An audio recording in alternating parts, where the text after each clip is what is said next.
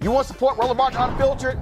Be sure to join our Bring the Funk fan club. Every dollar that you give to us supports our daily digital show. There's only one daily digital show out here that keeps it black and keep it real. As Roland Martin Unfiltered. Support the Roland Martin Unfiltered daily digital show by going to RolandMartinUnfiltered.com. You can make this possible. All right, folks. Y'all know what time it is.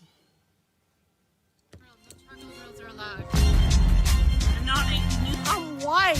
I got you, huh? Illegally selling water without a permit On my property. Whoa! Hey! Give us your ID. You don't live here. I'm uncomfortable. So a lot of folks were mad that I did not spend yesterday any time talking about the Meghan Markle, Prince Harry interview with Oprah. Why? Because I don't give a damn about the royal family. I really don't. I didn't give a damn about their wedding. I didn't care about Kate and that other. Who's she married to? What's that dude name? Y'all know what's that? What's his? Y'all Pound? Y'all know the dude? The dude? Oh, William. That's right. I ain't give a damn about Pippa. I ain't care about none of them. Okay, I don't understand why Americans are fascinated with the royal family. I really don't. So it didn't matter to me. Okay, and I know I got sisters sitting talking about, oh, how the sister was treated and the mental, y'all, here's the whole deal. Okay, you can say all that sort of stuff, but don't try to question talking about, do I stand with black women? Because when I had the sister on 2 weeks ago who got fired by the medical school, a whole bunch of y'all didn't say nothing. Crickets. Crickets. Okay? Yesterday, we had the mama on and the kid who was forced to drink the urine in Plano, Texas. Whole bunch of folks didn't say nothing, okay? Friday, I'm talking to St. Louis Circuit DA Kim Gardner. I've been standing with that sister since she got elected. So if y'all want to try that nonsense, how, oh, you ain't standing with the black woman, take that BS somewhere else, okay? Let's just be real clear. But I was absolutely pleased when I saw this video today. They have had an overwhelming amount of negative press. You know, I watched the program yesterday, and yes, they had some great press around the wedding, but what press is going to trash someone's special day? There was bad press around the engagement, before the engagement, and everything that has followed since has been incredibly damaging, quite clearly, to Meghan's mental health and also to Harry. And I hear Piers say that, you know, William has gone through the same thing. But do you know what? Siblings experience tragedy in their life, and one will be absolutely fine and brush it off, and the other will not be able to deal with it so strongly. And that's clearly what has happened with Prince Harry in this situation. He walked behind his mother's coffin at a tender age in front of the globe. That is going to shape a young boy for the rest of his life. So I think that we need to all take a step back. And I understand that you don't like Meghan Markle. You've made it so clear a number of times on this programme. A number of times. And I understand that you've got a personal relationship with Meghan Markle, or had one, and she cut you off. She's entitled to cut you off if she wants to. Has she said anything about you since she cut you off? I don't think she has, but yet you continue to trash her. OK, I'm done with this. No. Sorry, no, sorry. So, do you know what? That's pathetic. You can trash me, maybe, not my own. No. See you later. I'm being... Sorry, can't do this. This is absolutely diabolical behaviour. I'm sorry, but Piers spouts off on a regular basis, and we all have to sit there and listen. 6:30 to 7 o'clock yesterday was incredibly hard to watch. incredibly hard to watch. Oh! If y'all want to see a punk ass, that was Piers Morgan. That truly qualified panel for Crazy Ass White People segment. And I love seeing, I couldn't stand Piers' ass when we were at CNN, okay? It was, to have him replace Larry King really was, I mean, he was awful, okay? He was awful. All right, all he did was kiss Trump's ass left and right. He was on Celebrity Apprentice. So that's why I had nothing but glee when I saw this drop on Twitter today. Go to my iPad. Statement from ITV. Following discussions with ITV, Piers Morgan has decided now is the time to leave Good Morning Britain. ITV has accepted this decision and has nothing further to add. Walk your punk ass on out the door, Piers.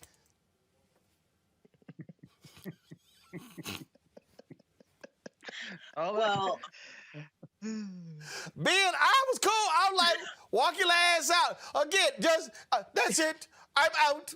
That's it. I'm not taking this. Oh, see, if you are willing to talk trash on TV, right, take that ass whooping like a man. But no, little punk Piers, he ain't want to do that. And he's taking a big risk, Roland, because it's not like he's particularly talented, right? He's the quintessential mediocre white man who just fails up. Say, dog, I'm talking about if you want to see, look, I think Piers Morgan is more of a mediocre white man than Tucker Carlson. And that's a whole lot of mediocre white men right there.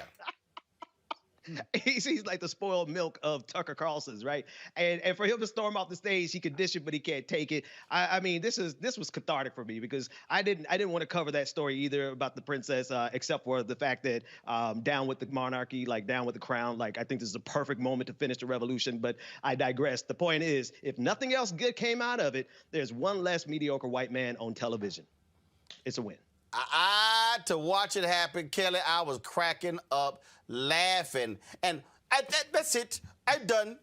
I'm done. And just gonna walk your punk ass. Well, see, again, you can't talk shit on TV and then get mad when somebody tries to come back. See, that's why I tell people, that's why I ain't scared of none of these folk. That's why Candace Owens, Brandon Tatum, Charlie Kirk, I don't give a damn. You can line their asses up, and I debate them all back to back. I remember when I was at CNN, they had I forgot who. I think it was Wolf. They were gonna have me, Bill Bennett, James Carville, and Bill Bennett. No, I'm not doing that. This is unfair. It's three against one.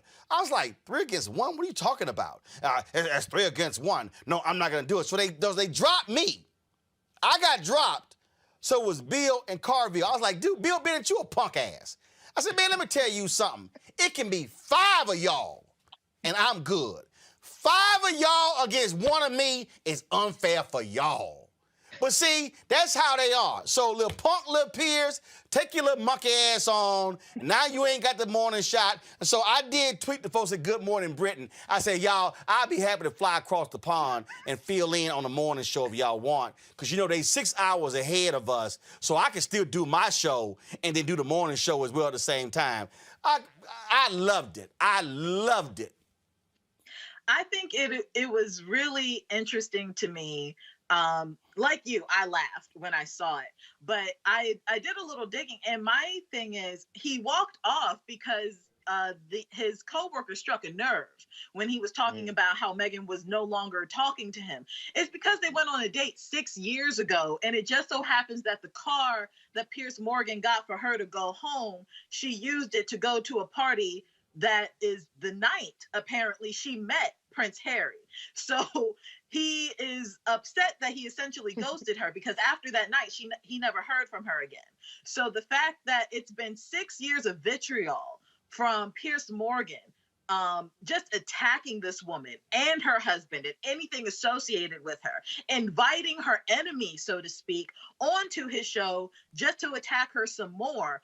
And then for his own co-worker to call him out on all of that within 90 seconds, it was the epitome of poetic justice. Hey. Now, to your point about the royal family and you not wanting to cover it, that is entirely your prerogative. But I also understand why people were concerned, not just from an American perspective. I can't speak for every American, but the United Kingdom still has a great amount of control over the Commonwealth. They are the head of the Commonwealth. Okay, the Queen is still a head of state. Right, but and right, she's a head of most state. The Commonwealth is Black and people of color countries.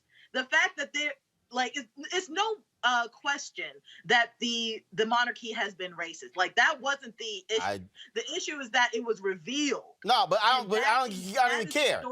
No, deal. My biggest problem is the fascination in this country with the royals. It's irrelevant. Like, literally, it's irrelevant. We're not discussing rule.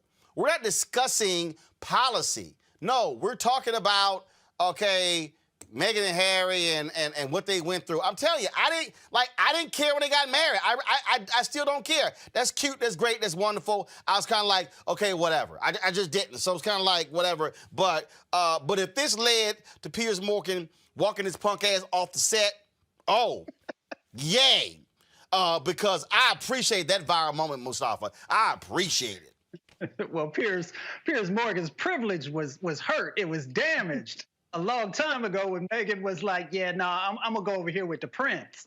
So, of course, you know, he was hurt, and he allowed that to manifest all these years later. And when I saw it, all I could think about was that sister who went viral when she said, you about to lose your job. You about to lose your job. That's exactly what I was thinking. You about to lose your job. That I'm telling you, I had look. Piers Morgan is an absolute mediocre dude. And yeah, Piers, this is for you. Y'all go to my iPad. How the fuck I act? Naturally. Ask anybody who know me. What you in school for? The fuck are you talking about? Why are you detaining me? You about to lose your job. You about to lose your job. Get this dance. You about to lose your job because you are detaining me for nothing. And you're detaining me for nothing. And you about to lose your job. You ain't even got no job because you training. You about to lose your job. You about to lose your job. You about to lose your job. Is this shit worth you losing your job? Because you about to. Because you ain't got no reason. I could pass any sobriety test.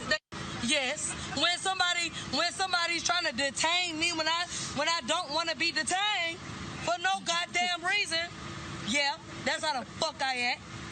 Naturally. Ask anybody who know me. What you in school for? The fuck are you talking about? Why are you detaining me? You about to lose your job. You about to lose your job. Get this dance. You about to lose your job because you are detaining me for nothing. That was for Piers. Again, the little walk up. That's it. I'm through.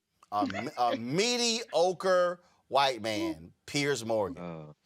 Right. Gotta love white kids. And Piers such a little whiny little punk. He blocked me on Twitter because he couldn't handle the criticism.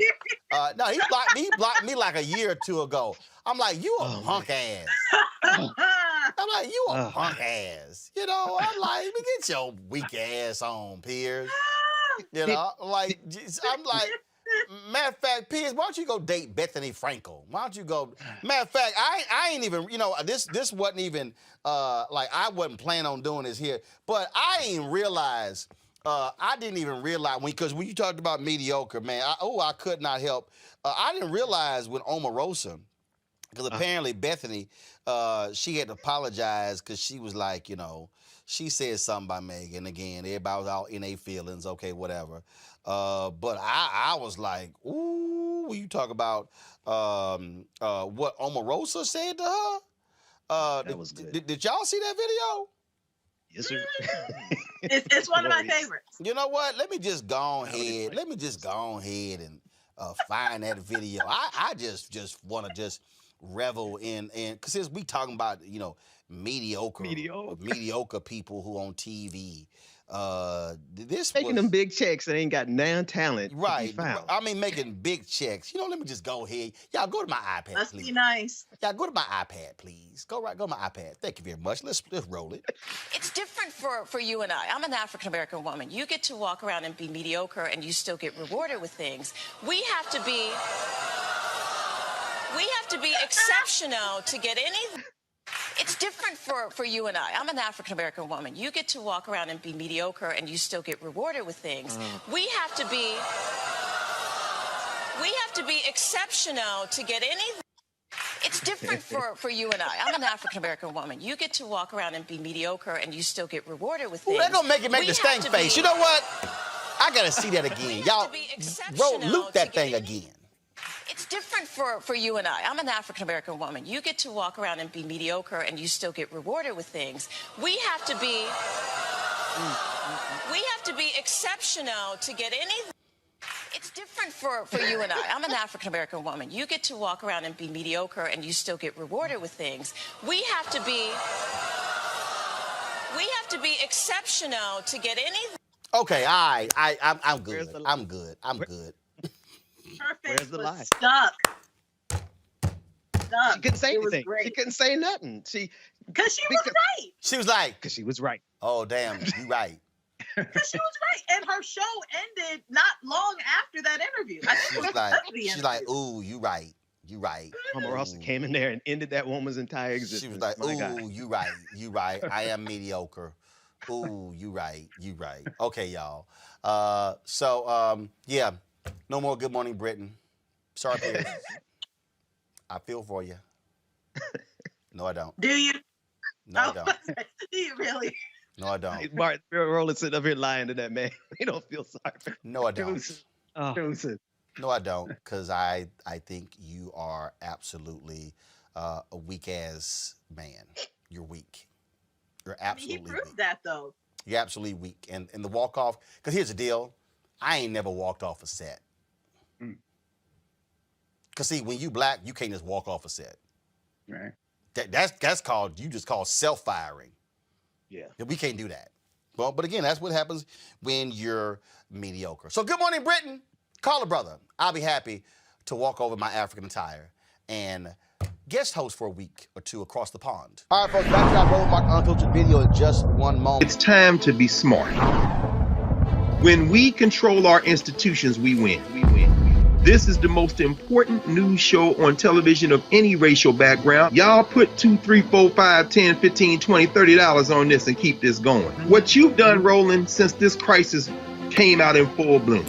Anybody watching this, tell your friends. Go back and look at the last 2 weeks, especially of Roland Martin Unfiltered. I mean, hell, go back and look at the last 2 days. You've had sitting United States senators today, Klobuchar and Harris. Whatever you have you can bring to Roland Martin Unfiltered to support it, please do, because this information may literally save your life. Watch Roland Martin Unfiltered daily at 6 p.m. Eastern on YouTube, Facebook, or Periscope, or go to RolandMartinUnfiltered.com. Support the Roland Martin Unfiltered Daily Digital Show by going to RolandMartinUnfiltered.com. Our goal is to get 20,000 of our fans contributing $50 each for the whole year. You can make this possible. RolandMartinUnfiltered.com. You want to support Roland Martin Unfiltered? Be sure to join our Bring the Funk fan club. Every dollar that you give to us supports our daily digital show. There's only one daily digital show out here that keeps it black and keep it real. As Roland Martin Unfiltered. Support the Roland Martin Unfiltered Daily Digital Show by going to RolandMartinUnfiltered.com. You can make this possible. I was not going to play this, but you know what? I mean, we were talking about mediocre white people on TV. I blame you, Ben, for that. Did y'all see this today? Is the panel still there? I'm here. Did y'all see this today? I just can't help myself. Roll it. Experiment is the way to go, and if we have two American women, Meghan Markle and Oprah Winfrey, who are single-handedly finishing what George Washington and our revolutionary counterparts did, I'm all for it. Okay. The American experiment is the way to go, and if we have two American women, Meghan Markle and Oprah Winfrey, who are single-handedly finishing what George Washington and our revolutionary counterparts did, I'm all for it. Okay. The American experiment is the way to go. What? Okay, go back. What George Washington and our revolutionary counterparts did, I'm all for it. Okay. The American experiment is the way to go, and if we have two American women, Meghan Markle and Oprah Winfrey, who are single-handedly finishing what George Washington and our revolutionary counterparts did, I'm all for it. Okay. She's the GOAT. Yeah, Whoopi, you know, that's what happens when you a Scorpio and your birthday is November 13th. Saying this is my brother, I'm November 14th. Mustafa, go ahead. It's real simple. Whoopi was like, WTF? I mean, what you want? So. Okay. The reason I love that answer, because Kelly, I've literally said the other, like, okay. Like, I'm supposed to give a shit? Like, okay, really? That was just perfect. That was perfect. My face would be like this, how it is right now, if I were Whoopi. Like, I'm perplexed. I really am perplexed. The fact that she's really blaming two Black celebrities for the downfall of a 1,200-year-old monarchy because they helped out a friend. Like, I don't. I am absolutely enjoying the petty, Ben. Call me petty all y'all want to, but Ben, I'm just trying to understand, Ben.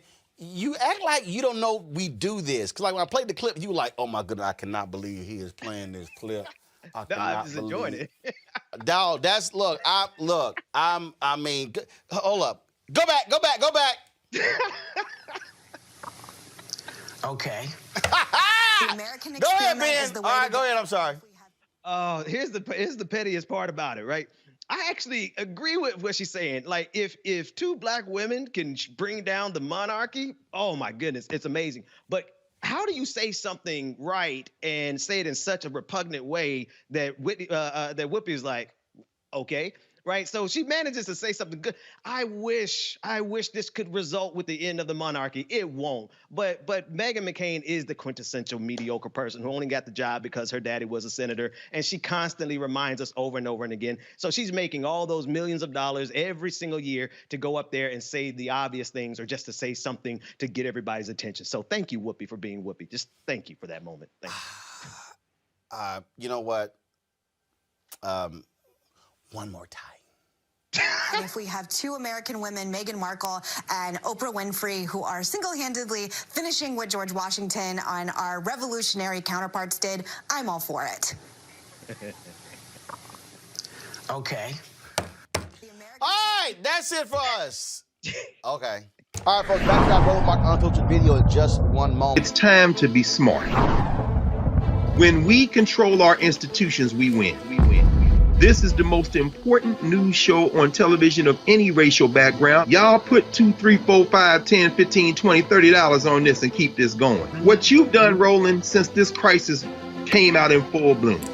Anybody watching this, tell your friends. Go back and look at the last 2 weeks, especially of Roland Martin Unfiltered. I mean, hell, go back and look at the last 2 days. You've had sitting United States senators today, Klobuchar and Harris. Whatever you have, you can bring to Roland Martin Unfiltered to support it.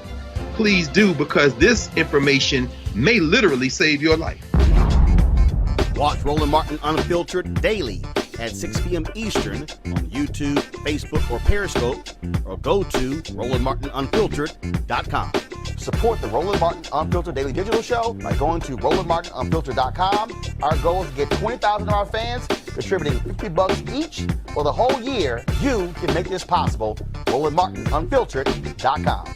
You want to support Roland Martin Unfiltered? Be sure to join our Bring the Funk fan club. Every dollar that you give to us supports our daily digital show. There's only one daily digital show out here that keeps it black and keep it real. It's Roland Martin Unfiltered. Support the Roland Martin Unfiltered Daily Digital Show by going to RolandMartinUnfiltered.com. You can make this possible. No charcoal grills are allowed. I'm white. I got you, huh? illegally selling water without a permit On my property. Whoa! Hey! You don't live here. I'm uncomfortable. What the hell? The mother of a 5-year-old black kindergartner, y'all, wants her son's teacher fired after she says her son was told to stick his bare hands inside of a toilet to clean up feces. This happened at Crystal Hill Elementary School in Little Rock, Arkansas, and the Pulaski County Special School District says they're investigating the situation.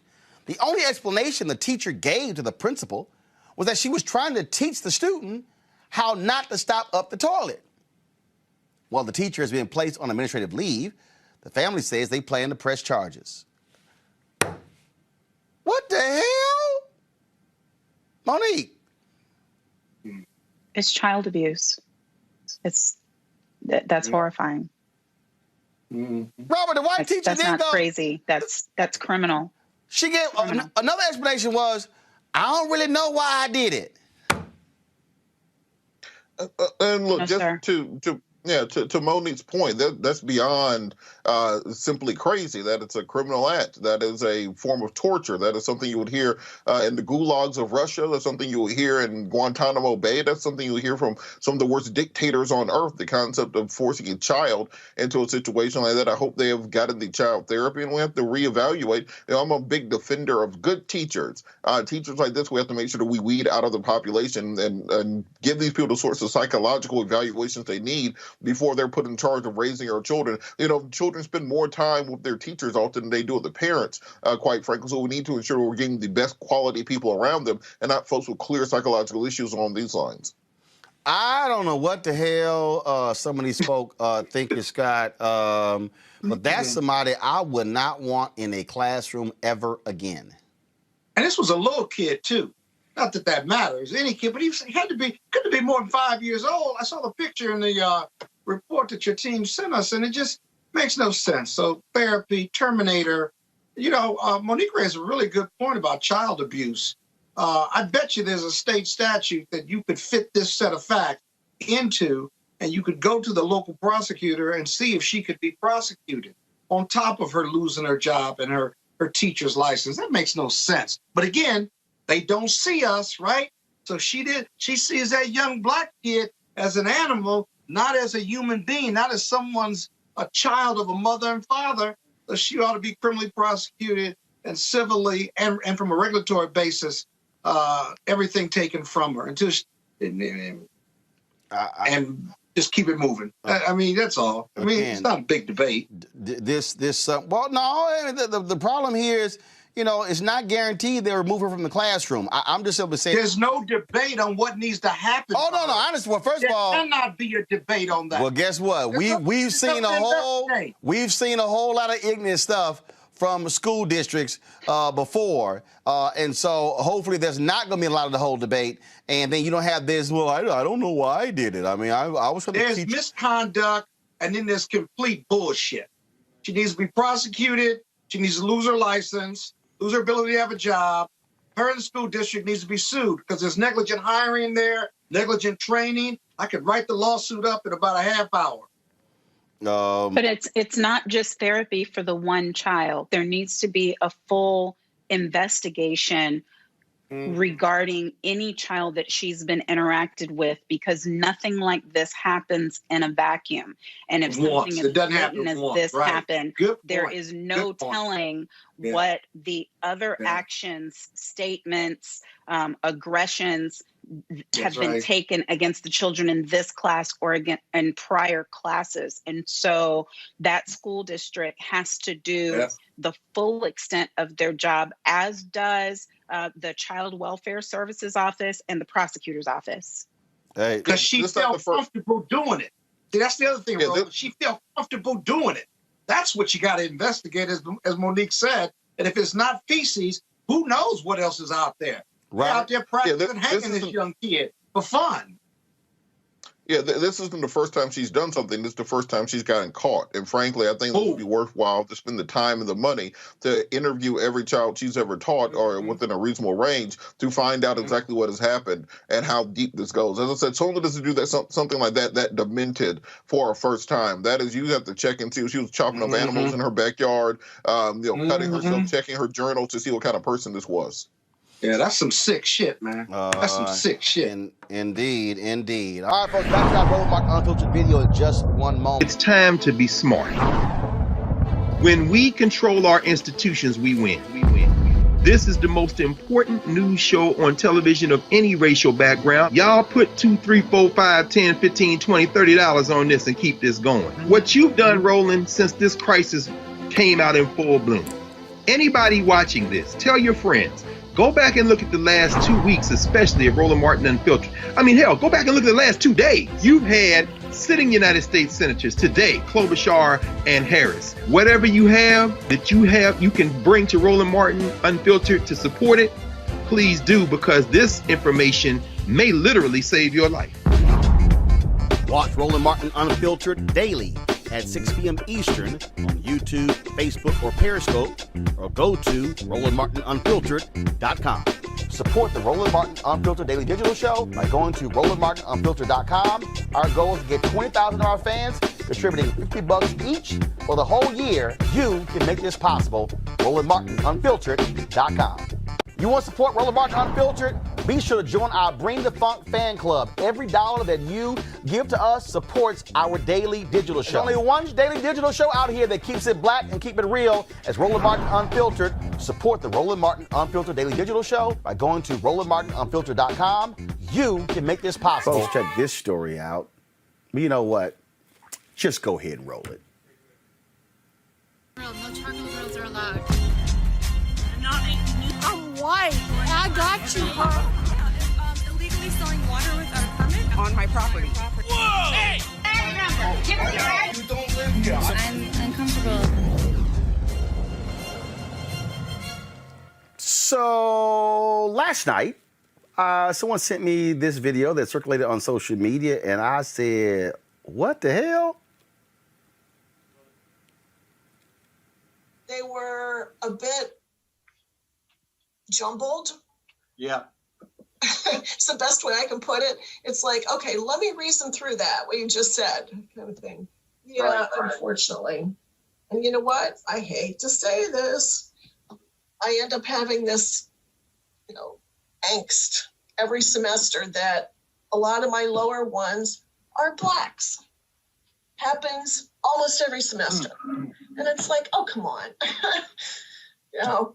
Get some really good ones, but there are also usually some that are just plain at the bottom. It drives me crazy. Yeah. So I feel bad. Well, this morning, Georgetown announced that particular adjunct professor was being investigated. A few hours later, they announced that Professor Sandra Sellers had been fired after she was recorded disparaging black students on a Zoom call with another professor. Video of their conversation, again, was leaked on social media by a student. And, of course, the law school initially said there would be an investigation, but, yeah, it was not long. Sellers said she told the Georgetown dean that she was going to resign. He was like, nah, you're gone. Georgetown Law School Dean Bill Traynor released an updated statement this afternoon. It said, quote, as I wrote to you last night, I'm appalled that 2 members of our faculty engaged in a conversation that included reprehensible statements concerning the evaluation of black students. I have further reviewed the incident and have now spoken to Professor Sellers and Professor Batson, giving each the opportunity to provide any additional context. I informed Professor Sellers that I was terminating her relationship with Georgetown Law effective immediately. Now, keep the statement up there. This is what is crazy about this whole deal. He says, during our conversation, she told me that she had intended to resign. As a result of my decision, Professor Sellers is no longer affiliated with Georgetown Law. Professor Batson has been placed on administrative leave pending the investigation by the Office of Diversity, Equity, and Affirmative Action, the results of which will inform our next steps. Until the completion of the investigation, Professor Batson will have no further involvement with the course in which the incident arose. We're taking significant steps to ensure that all students in this class are fairly graded without the input of Professor Sellers or Professor Batson. This is by no means the end of our work to address the many structural issues of racism affected in this painful incident, including explicit and implicit bias, bystander responsibility, and the need for more comprehensive anti-bias training. This is a matter of great concern to me. I will be writing to you soon with a range of actions and changes that we will implement to address these issues. I will also send information about a listening session to the Georgetown law student community that we plan to hold tomorrow. Greg Carr, the thing about this is, again, this is a comment taking place between two white professors. We know about it because it was on a Zoom call and it got leaked. The reality is this here.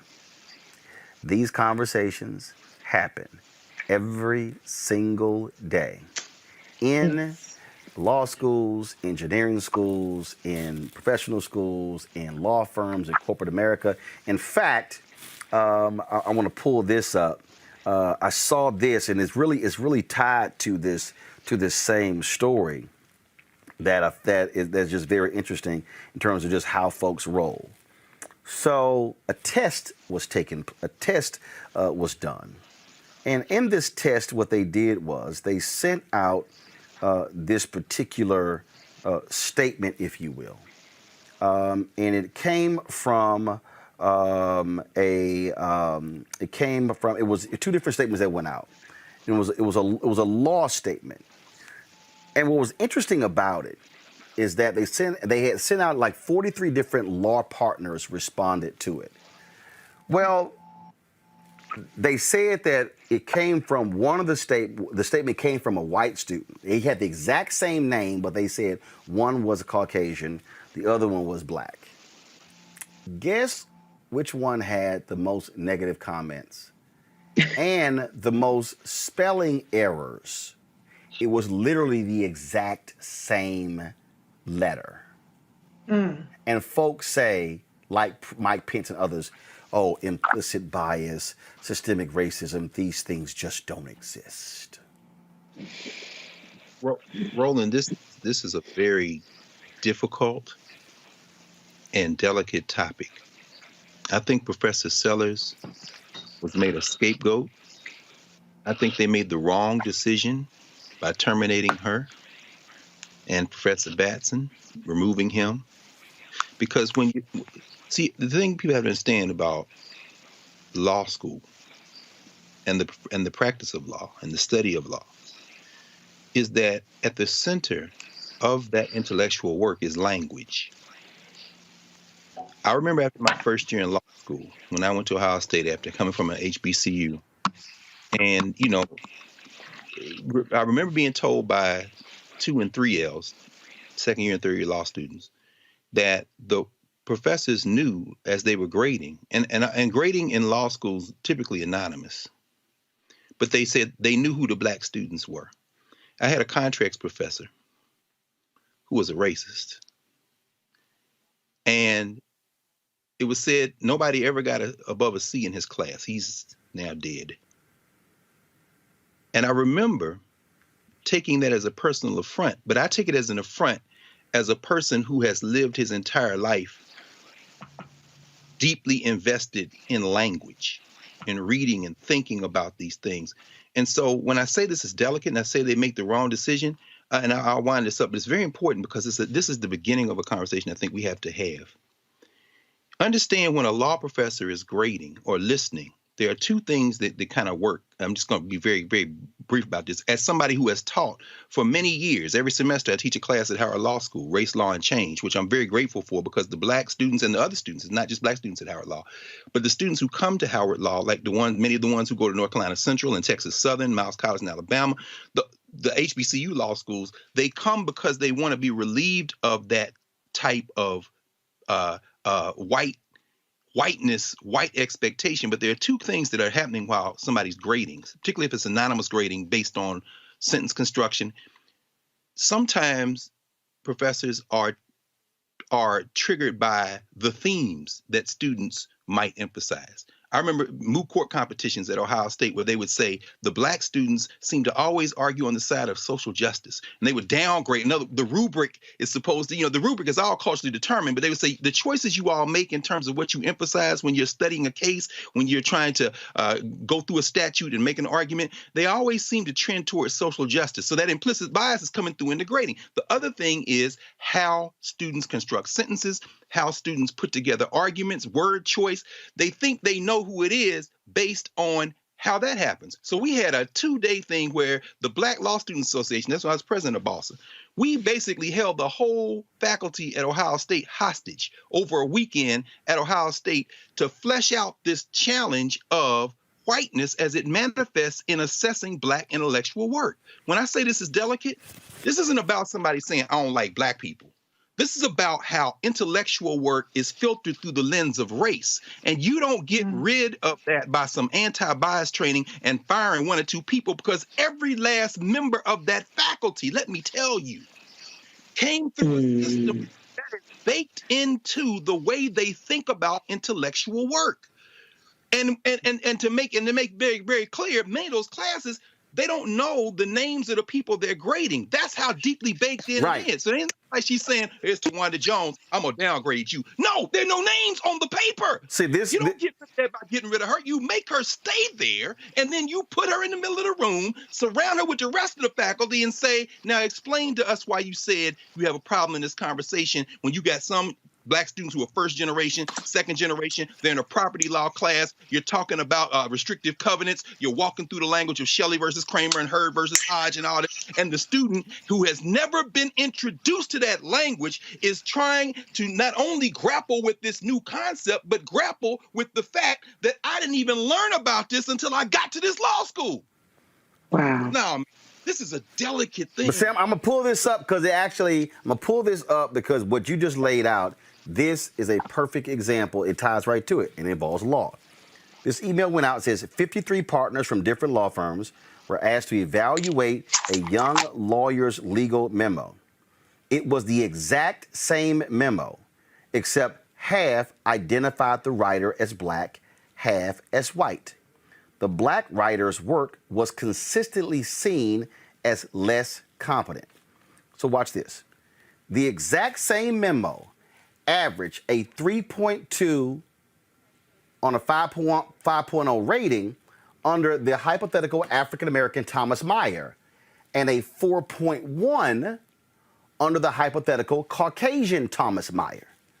The qualitative comments on memos consistently were also more positive for the Caucasian Thomas Meyer than our African-American Thomas Meyer. Caucasian Thomas Meyer, Reese, generally good writer but needs work on, has potential, good analytical skills. African-American Thomas Meyer needs lots of work, can't believe he went to NYU, average at best. Now, this is the one right here that jumps out. In regards to the specific errors in the memo, an average of 2.9, 7.0 spelling grammar errors were found in Caucasian Thomas Meyer's memo. African-American Thomas Meyer, 5.8. It was the same memo, Reese. Right. And this is how the institutional racism really has deep impacts, because a lot of times when it comes to internships, a lot of times when it comes to job opportunities, it's about your ranking in your classes. And so the top ranked law students get their pick of the litter in terms of their opportunities.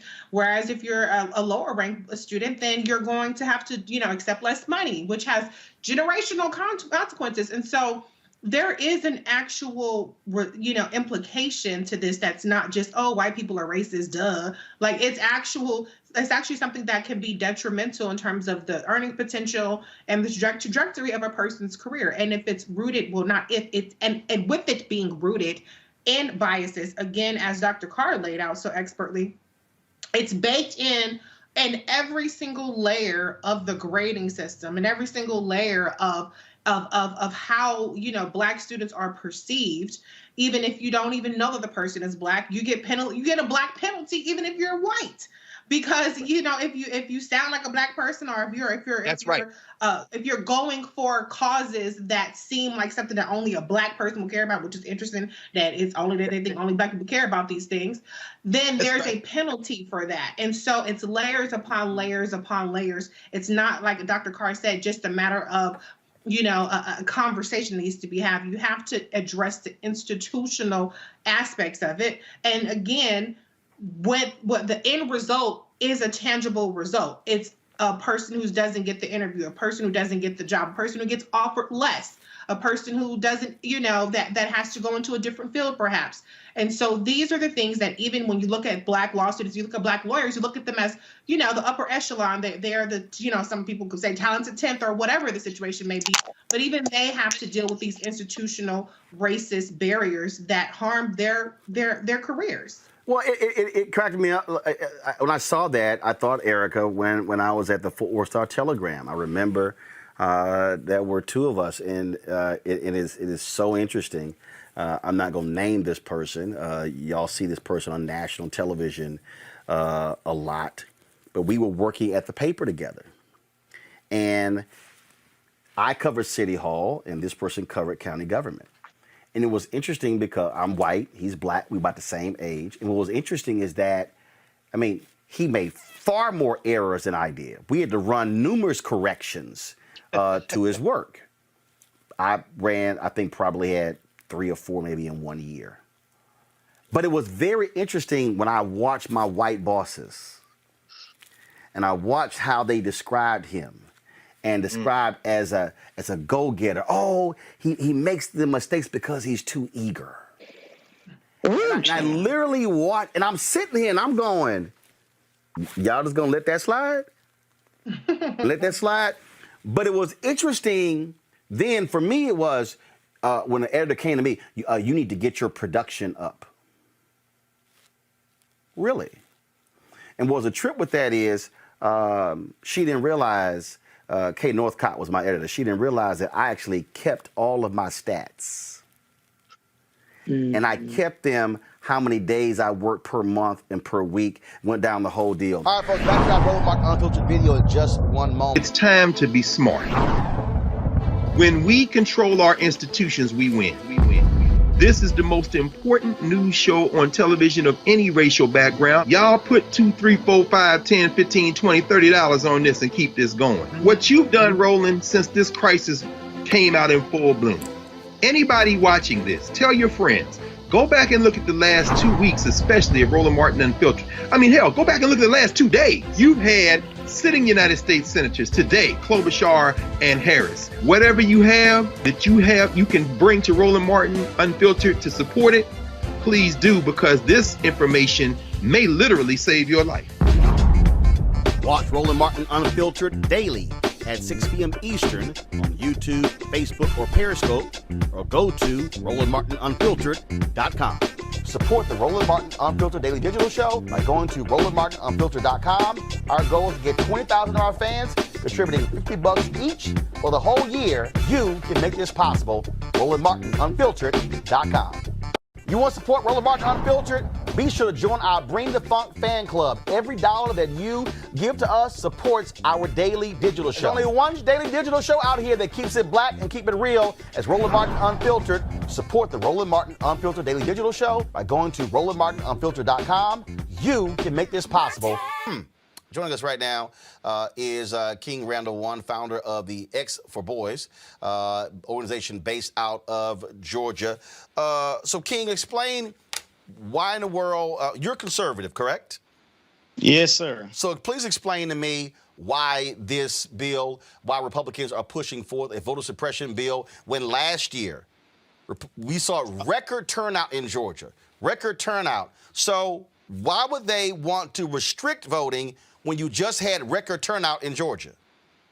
Well, let me start off by saying you had me mistaken. I'm not a Republican. I do consider myself conservative. No. Actually, I didn't say Republican. I said you're conservative. Okay. I said you're conservative. Right, absolutely. That's what I said. Right. Yeah, I was saying that because you called me a Republican on Twitter. However, with this particular bill, I don't consider voting my particular fight. I do consider voting a asset to us and maybe something we can use as a tactic to help. But as far as us pushing voting all the way out, like voting is going to be some systemic change for the Black community, to me is not the way to go. If you look at the human anatomy of the body has its many different parts. And I do respect you guys' fight, you know, in regards to voting, but I don't consider myself fighting for the right to vote that much. Because do you not vote? We hadn't got anything. Do you not vote? Government. Yes, sir. I vote. Absolutely. Okay, so when you say you guys' fight, first of all, there are multiple fights, there are multiple issues we can be concerned about. Voting is one of those issues. Are you not concerned that Republicans in your state are trying to restrict access to the ballot for no reason other than they are pushing the lie that Donald Trump also pushed? Right, absolutely. I understand exactly what you're saying. However, again, that's not my fight. I believe. No. I know. I asked you a question. And the question is this here: do you believe Republicans in your state are wrong to be pushing this voter suppression bill? Can you give me the list of things that's all on the bill? Because I know you said the voter ID. Well, no. Here's a perfect example. This particular bill right here gets rid of no excuse absentee balloting. Republicans in Georgia passed no excuse absentee balloting 15 years ago, thinking it was going to help them. They're angry because you had people who voted for Joe Biden and Kamala Harris, and also John Ossoff and Raphael Warnock won. So they're changing the law because they're angry they lost at the ballot box. But for 14 years, it was fine until last year. Is that, again, do you consider that to be egregious on the part of Georgia Republicans? Why would they change the law because they lost? How about making a better argument for the voters? I agree with you. I do. I agree with you. I'm not against you there. I definitely think that is an issue that I believe you guys could fight. But that, again, voting is not my issue to fight. I believe. So what's your issue to fight? My issue, I fight for young Black men before they die. And that's what I do in my organization. I do teach them to vote, but I don't tell them that voting is going to be the be-all, end-all. No one says the be-all, the end-all, but it's a part of it. But you guys promote voting like it's just going to change like the systemic outlook of the Black community. That's not where it's at. We have to get out and go do for self in our own communities. So define do for self. When I say do for self, you shared one of my tweets, my videos, and I was actually a big fan of yours, but you shared one of my tweets. When I said Black people need to stop begging the government and go and do for self out in our communities, you shared the video and called me an idiot. I didn't see anything idiotic about that statement at all. So when you say do for self, like what? Explain that. Okay, for example, here in Albany, Georgia, we complain about our school systems a lot. Many of our young men can't read. They have very horrible literacy rates. We don't have any rehab programs here for juvenile offenders. What I decided to do, I started a program 2 years ago, decided to do for self, and I started taking children into my home. I started taking custody of kids from juvenile court, and I started molding them and training them and teaching them skilled trades, etc. Now I'm 21 years old. I just purchased a school here in Albany, Georgia, to combat us being in the government-funded schools that are not teaching our children what they need to learn.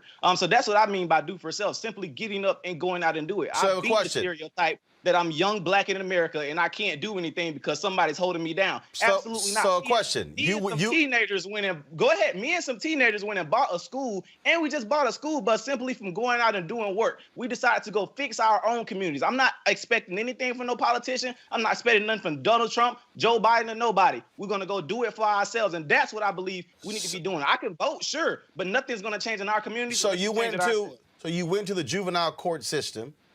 Is that not government? Absolutely. So when you say purchased a school, and this school is going to be what? Private school, charter school? What kind of school is it going to be? No, it will be independently owned. This will not be funded by the government. No, that's why I asked you. So it's going to be a private school? Yeah, absolutely. It'll be a boarding school. A boarding school. And then for the folks to be able to afford to send their kids to the boarding school, what kind of mechanisms are they using in Georgia? Their own funds? Are they using school vouchers? What are they using? I can't hear you. Say that again for me. I said, what mechanism are they using to send their kids there to pay for the school? Their own money, or are they utilizing vouchers from the Georgia government? Absolutely. So for our school, we're financed completely by donors. We have many donors that have given yearly endowments to our school that will be able to pay for these students to come to our school for free. Many people believe in our mission, and we're making sure that young black men, where we live, where we don't have any rehab programs for juvenile offenders to even get out of jail and stay out of jail, we have people that believe in our mission that are trying to send children to the Extra Boys for free. We have many people that are trying to send kids to this boarding school to be able to take care of themselves. That's what I mean by doing for self. We got to simply get up and do it. So you don't believe that government policymakers play any role whatsoever in being able to impact the lives of black boys and others in Georgia? If we take them out of that government system, we don't have to worry about that. I keep saying. How is that? So hold on. So here's the question. Hold up. Here's the question. Mm-hmm. How do you remove someone out of a government system when we all live in government systems? Okay, being literal. Absolutely, we all live in a government system. Absolutely. However, you can do things to remove most government from your life. How? As far as trying to get yourself out of food stamps, How? trying to get yourself off of welfare. You got to go work. You got to get jobs. You got to get out here and go and do it. So hold up. So I'm just curious. So if somebody doesn't have a job, are they not applying to government for unemployment benefits or insurance? Absolutely. So how can that person remove themselves out of government when that's what government provides? Absolutely. Well, my thing is trying to make sure you're not allowing the government to finance your whole entire life. As long as you're giving somebody the right to feed you, you're giving them the right to starve you as well. People are living their whole lives off the government systems. It was the day the government decide, well, we're going to cut food stamps, we're going to cut this and cut that. What we going to do?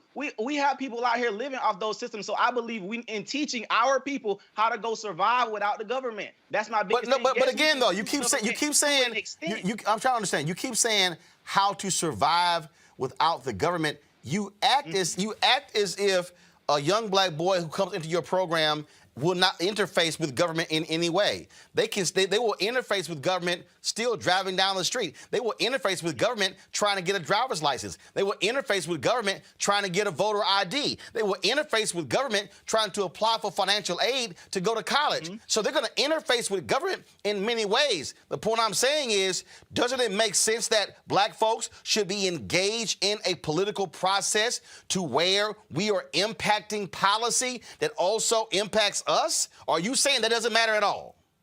I only believe that we should breed politicians in our community that we raise ourselves. People that are funded by white Democrats, white Republicans alike. If you were funded by anybody white, I don't believe you have the best interests of our community at all. I don't care who you are.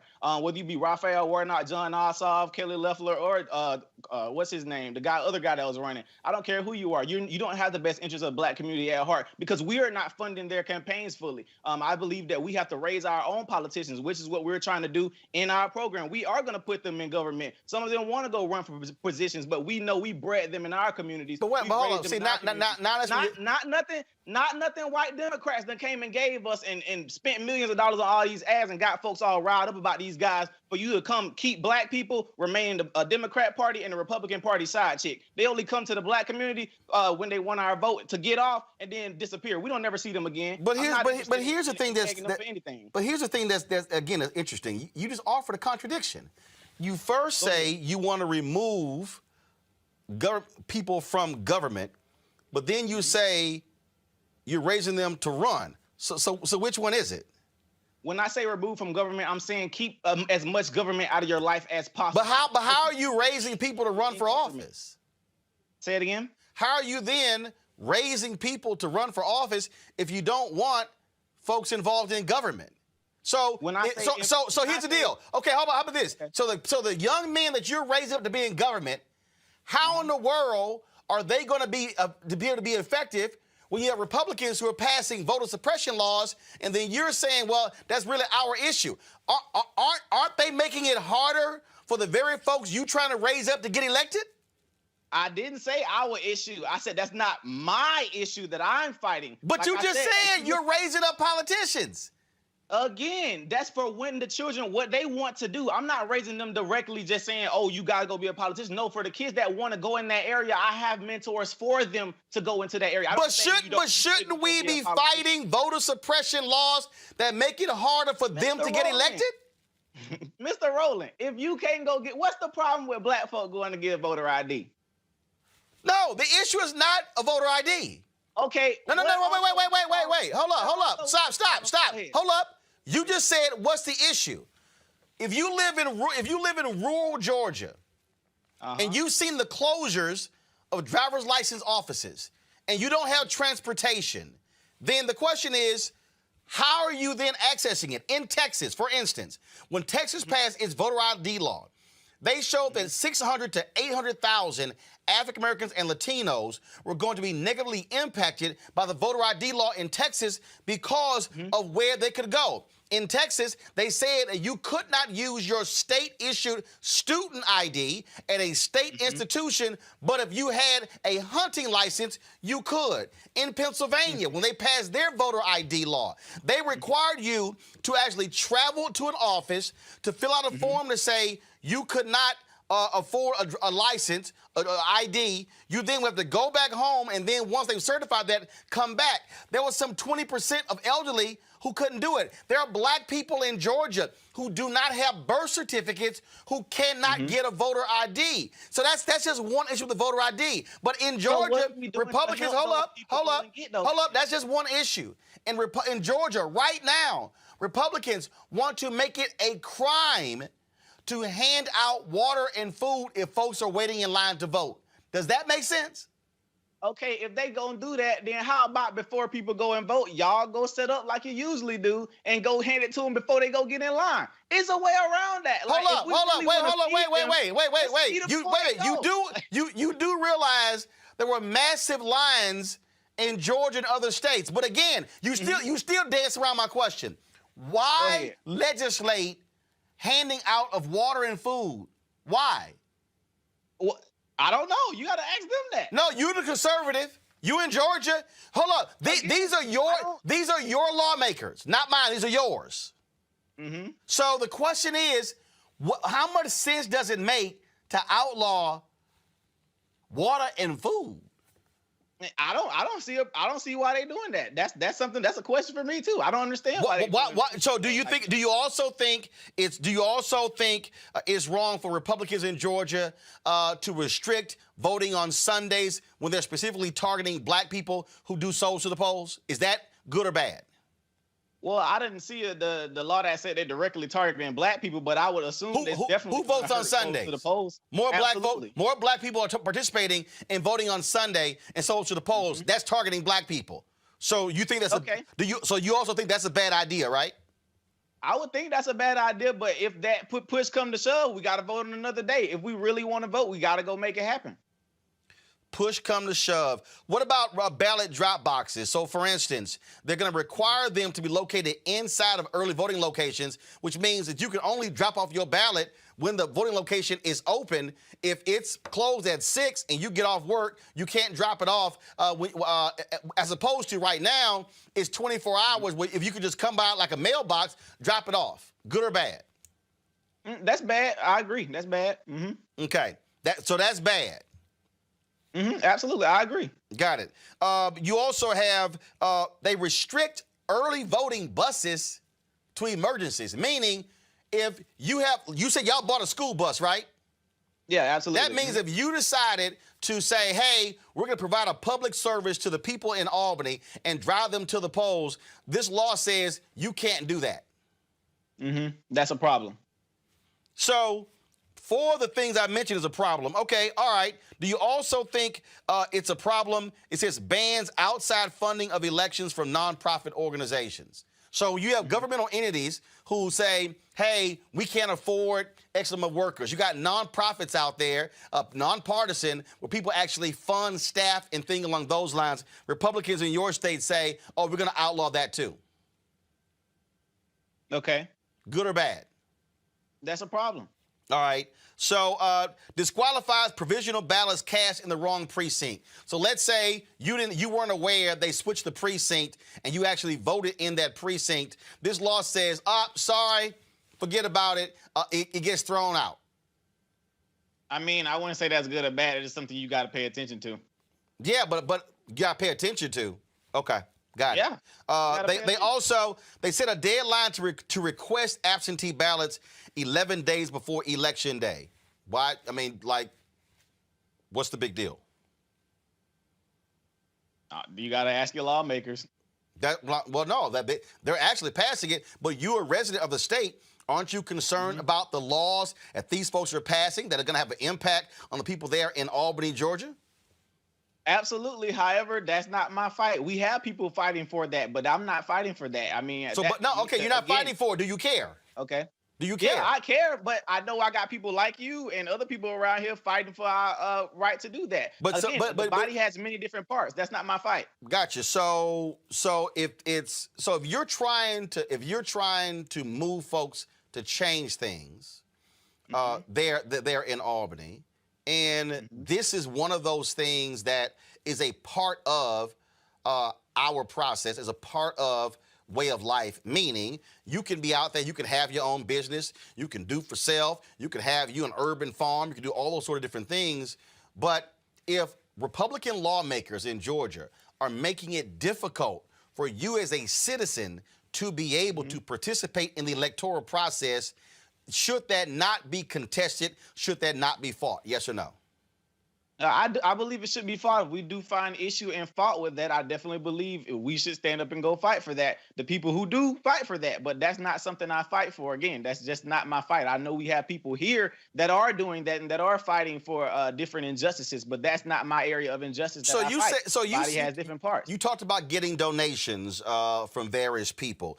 Do you think it's a part of your fight if African American businesses are not getting their fair share of city, county, and state contracts? Because if black businesses are able to actually get their fair share of taxpayer dollars with contracts, they actually can create and grow businesses and build capacity to help fund initiatives like yours. So does that matter? Yeah, absolutely. That matters, yes. So, but that's also tied to government. So, so would you be willing to work with folks who are petitioning government to increase the capacity of black businesses in getting state contracts? Ask that question again for me. Would you be willing to fight with others to grow the capacity of black businesses to get city, county, and state contracts where they are being able to build their businesses? Because in America, prior to COVID, you had 2.6 million black-owned businesses in America. 2.5 million only had one employee doing average revenue of $54,000. Because of COVID, we lost 41% of black businesses. And so does that petitioning government matter getting those contracts to you? Absolutely. I definitely agree. So that's something that you would also fight for?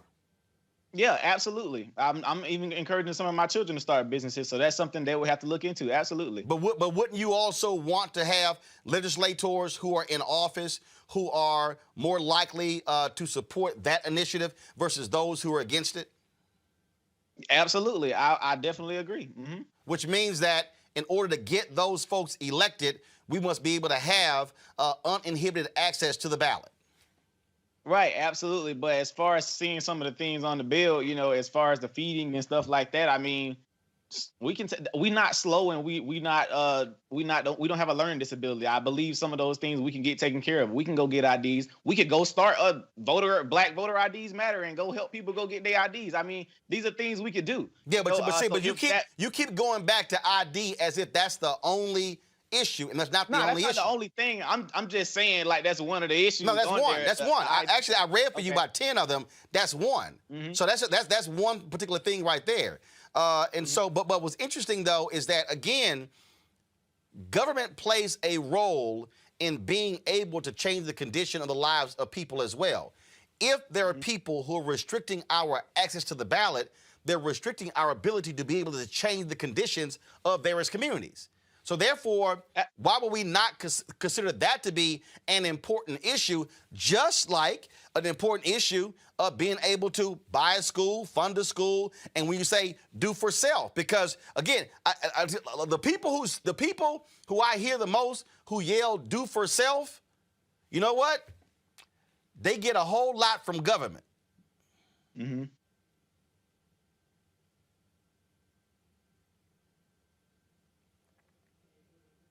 So when you say do for self, we can't divorce ourselves from the reality of the role that government plays.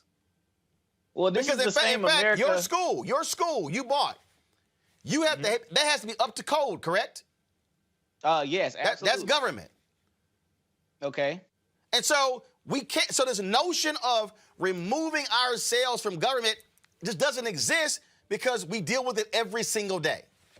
Well, in conservatism, we believe in less government. No, they don't. No government. Hold up. Less government. If conservatives believe in less government, why are they passing this bill, which is more government and actually is going to cost? Hold up. This bill is going to cost. Hold up. Here's the other deal.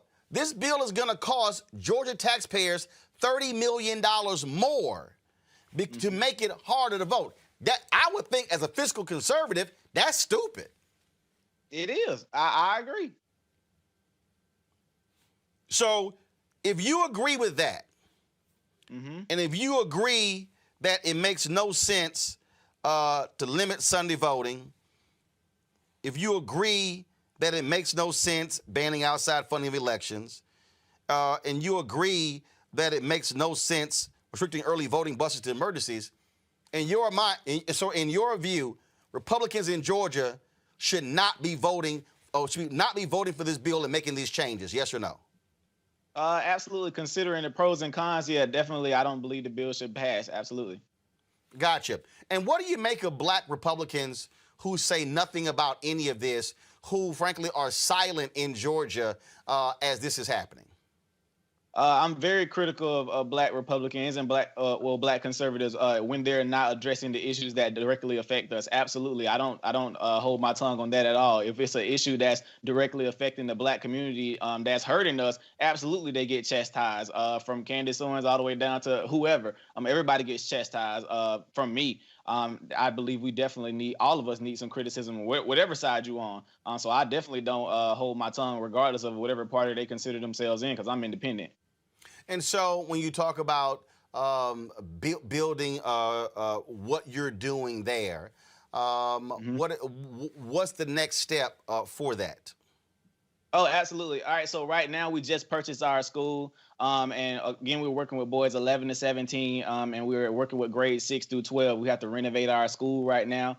And after we get finished renovating our school, we're also going to start our summer program where we're going to teach 40 young men how to build 2 houses from the ground up. We're going to get Lowe's to sponsor this for us, and we're going to make that happen. So right now, we're just trying to get all our ducks in a row, get the accreditation that we need, so that way the children can use their diplomas to go to college, et cetera, and also do dual enrollment with Albany Technical College here where we are to, work in the skilled trades. Our biggest thing is trying to make sure those children who may not want to go to college also have a way to make it and to see that they can make it. So for me being young and 21 and doing these things for them, I just want to make sure that they know they can be young, black in America and still go make it happen regardless of the stereotypes they give us. You spoke of accreditation. From who's it? From who? We have I think it's the Georgia Accreditation Commission. That's government. Yeah, absolutely. Okay. See, the point I'm making here is that even with the effort that you're doing, you cannot divorce yourself from government, which means that which means that for you to be even more effective, what's important is to have individuals who are in power in government who are not standing in the way of what it is that you're trying to do. In fact, they are encouraging that. The problem is when we have individuals who are blocking the very thing that you're talking about and not providing access to folks, whether it's voting, whether it's contracts, whether it's participating in this so-called American dream. That's the fundamental problem I'm talking about. So when I say we have to fight on all those fronts, we can't say I'm going to just do for self as if I don't have to deal with this whole system. We got to make sure that there are people who are in power who are sympathetic to folk like you, but who are not trying to make what you're trying to do harder. Right, and when I mentioned at the beginning, I said the body has a full anatomy, meaning somebody has to be the heart, somebody has to be the brain, somebody has to be your lungs. When I say I'm doing for self, I'm over here working with my children and we doing for self. You are being the lungs or the brain or what have you, and you are fighting on that end for the Black community. That's not my fight. When I said that, ain't that I don't care. It's just I got stuff I'm worrying about on this side. I like for you to worry about the voter suppression and things like that, but I'm going to worry about the children on this side, and that's what I want to do. I want to help the kids. I don't necessarily worry about what's going on in government because I know people in our communities that are going hard for that. I don't need to go hard for that because other people are going hard for that for us because they believe in what we're doing. So absolutely, I definitely appreciate everybody's fight in our community. I mean, our fight has a whole body, but I can't fight every fight. I'm going to fight the one fight that I believe in and that I'm good at. Well, absolutely, and that's why I use the phrase, we all have lanes, and that's why it's important, though, for us to recognize that although I might be in this lane, for me, I'm in the media lane, I understand, though, that there's a difference between me leading a fight in another lane and providing support to somebody else in another lane. Mm-hmm. What I'm not going to do is diminish the reality of that or say that's not important. So what I will do is I can sit here and use what I am doing to say, hey, I can amplify what somebody else is doing. But what I'm not going to do is say that's irrelevant to what's going on, because the reality is, like even in my case in media, I own this. It's an independent media, but guess what? The federal government spends $1 billion a year on media advertising. If we're getting shut out of those dollars, then we aren't able to grow, but other media institutions are. So I can never be of the position to say, hey, I want to remove myself from government, because the reality is this: when you're born, that birth certificate is a government document. When you get immunized, that's a government document.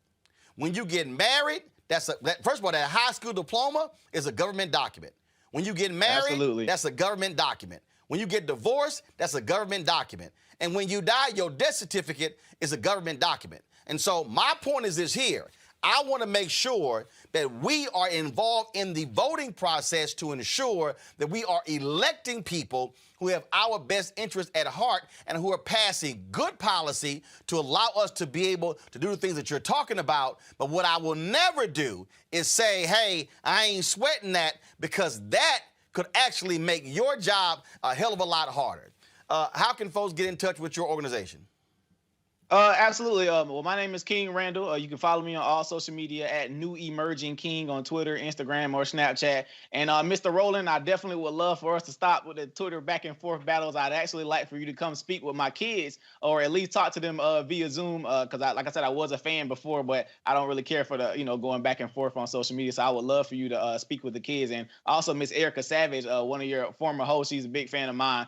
And so I definitely love for you to come talk to my kids. Absolutely. Oh, that's not a problem. And again, when I was in Albany, I was there 3 times helping Ossoff and Warnock, trying to rally black folks there. So I had no problem being in Albany, got no problem speaking with the kids. And if I do, I'm definitely going to teach them about the power of voting and how to use it. So just let me know when you want to do that. Yes, sir. Absolutely. You just let me know. We'll do a back and forth offline. All right. No problem. I appreciate it. Thanks a lot.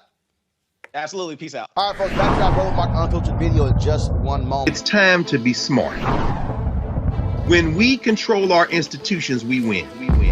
This is the most important news show on television of any racial background. Y'all put $2, $3, $4, $5, $10, $15, $20, $30 on this and keep this going. What you've done, Roland, since this crisis came out in full bloom. Anybody watching this, tell your friends. Go back and look at the last 2 weeks, especially of Roland Martin Unfiltered. I mean, hell, go back and look at the last 2 days. You've had sitting United States senators today, Klobuchar and Harris. Whatever you have that you can bring to Roland Martin Unfiltered to support it, please do, because this information may literally save your life. Watch Roland Martin Unfiltered daily at 6 p.m. Eastern on YouTube, Facebook, or Periscope, or go to RolandMartinUnfiltered.com. Support the Roland Martin Unfiltered Daily Digital Show by going to RolandMartinUnfiltered.com. Our goal is to get 20,000 of our fans contributing $50 each for the whole year. You can make this possible. RolandMartinUnfiltered.com. You want to support Roland Martin Unfiltered? Be sure to join our Bring the Funk fan club. Every dollar that you give to us supports our daily digital show. There's only one daily digital show out here that keeps it black and keep it real as Roland Martin Unfiltered. Support the Roland Martin Unfiltered daily digital show by going to RolandMartinUnfiltered.com. You can make this possible. No charcoal girls are allowed. I'm white. I got you, Illegally selling water without a permit on my property. Whoa! Hey! Give us your ID. You don't live here. I'm uncomfortable. All right, y'all. A high school basketball announcer in Oklahoma. Okay, this is the live stream. All right? Happened in the playoffs there in Oklahoma. Two teams. One of them decides to take a knee. This announcer was not too particularly happy. This is what was caught on a hot mic. Back here live after the national anthem, ladies and gentlemen. It's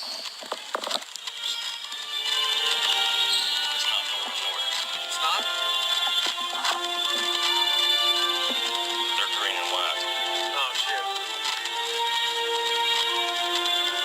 They're kneeling? Okay. I hope Norman gets their ass kicked. Are you sure? That's Midwest City, man. Kneeling. Isn't it? Huh? Norman. Fuck them. I hope they lose. Come on, Midwest City. They're gonna kneel like that? Hell no.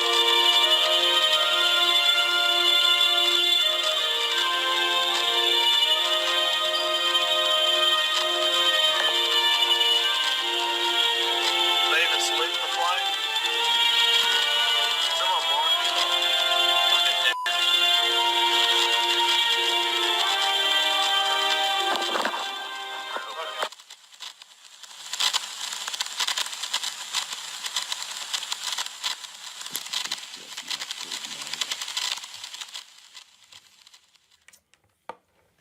Fucking niggers. If they're going to kneel like that, I hope they lose. Video went viral. Folks picked up on it. This is what the folks of Oklahoma released. This is their statement. Pull it up, please. We were sickened by the comments. This is the NFHS network. It's actually, they were live streaming. We were sickened by the comments made last night at the start of the NFHS network's broadcast of the OSSAA girls basketball game between Norman High School and Midwest City High School. The thoughts expressed in no way represent the NFHS network, and we are outraged that they found their way into our production. The NFHS network firmly condemns racism, hate, and discrimination, and there is no room for this in high school sports or anywhere. We sincerely apologize to the students, their families, and the entire community for having such ignorant comments expressed during the broadcast. We are aggressively investigating the incident and will ensure that any individuals responsible will have no relationship with the NFHS network moving forward. Well, that announcer released his own statement. Oh my God, this is a doozy. Y'all, pull it up. Y'all, look at this here. I, Matt Rowan, on Thursday, March 11, 2021, most regrettably made some statements that cannot be taken back. During the Norman High School girls basketball game against Midwest City, I made inappropriate and racist comments, believing that the microphone was off. However, let me state immediately that is no excuse. Such comments should have never been uttered. Oh, my Lord, y'all, it gets better. I am a family man. I am married, have 2 children, and at one time was a youth pastor. I continue to be a member of a Baptist church. I have not only embarrassed and disappointed myself, I have embarrassed and disappointed my family and my friends. Oh, y'all, it gets better.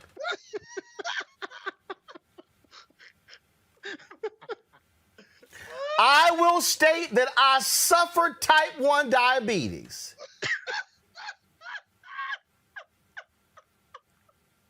And during the game, my sugar was spiking.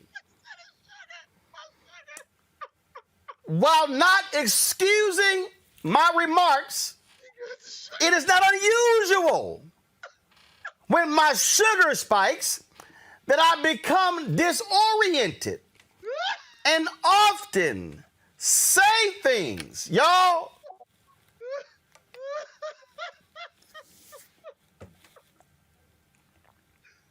Y'all think I'm lying. Y'all, this is exactly what he wrote. Often say things that are not appropriate as well as hurtful. I do not believe that I would have made such horrible statements absent my sugar spiking.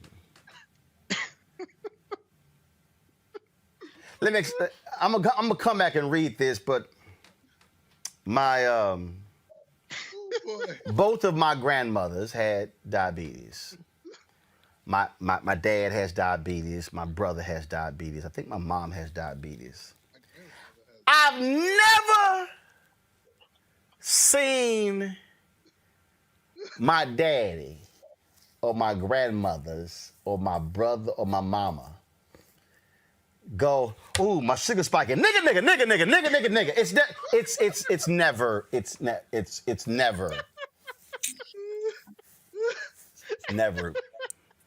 never happened. Don't make me cry.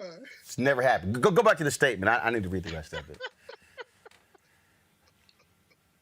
During this time, I was with a colleague and friend, Scott Sapulpa, whatever. Scott Sapulpa was not the one that made these comments. It was me and me alone. It is not my desire to shirk my responsibility in this matter, and I certainly do not want Scott Sapulpa to share in the blame of this most unfortunate incident. While the comments I made would certainly seem to indicate that I am racist. Y'all, he literally wrote, while the comments I made would certainly seem to indicate that I am racist, I am not. I have never considered myself to be racist, and in short, cannot explain why I made these comments. Oh my God. Oh. Is he a member of hashtag Team Sugar on Grits? Go back to the statement, please. I offer my most sincere apologies for the inappropriate comments made and hope that I can obtain forgiveness. I specifically apologize to the Norman High School girls basketball team, their families, their coaches, and their entire school system. Additionally, I offer my apologies to OSSAA and NFHS Network. Further apologize to all involved in the situation and simply to the entire sports community. There are no other words to explain what occurred. This is something for which I must take responsibility, and I wholeheartedly accept responsibility for my words and actions. It is my sincere desire that I can obtain forgiveness for my actions and words. I have never in my life, Kieran, never in my life have I heard the diabetes defense for bigotry. Right. Me either. I've never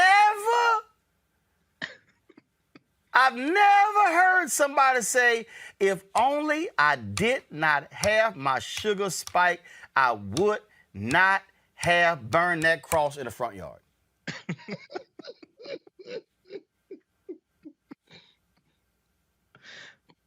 Ken, what say you? So my grandfather has diabetes, and I never heard him say nothing like this when his sugar spiked. So I'm at a loss for words. I don't understand how you could blame diabetes. And he probably is Team Sugar on Grits. You should call Pastor Keen and have him sing to this man. Maybe that'll lift his spirit. You know what? I want y'all to play this again. And Brittany, just let me know if you have the sense that this was sugar spiking. Ken, what say you? So my grandfather has diabetes. Y'all play the video, like y'all. This when his sugar spiked. So play the video. I'm at a loss for words. I don't know. We will be right back here live after the national anthem, ladies and gentlemen. Pastor King, have him sing. You know what? I want y'all to play this again. Why am I hearing playback? You have a sense that this is sugar spiking.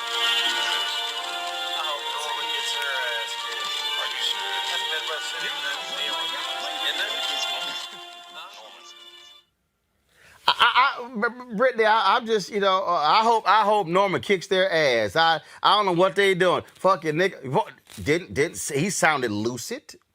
He sounded, I'm not quite understanding what was going on. Like, what was the deal?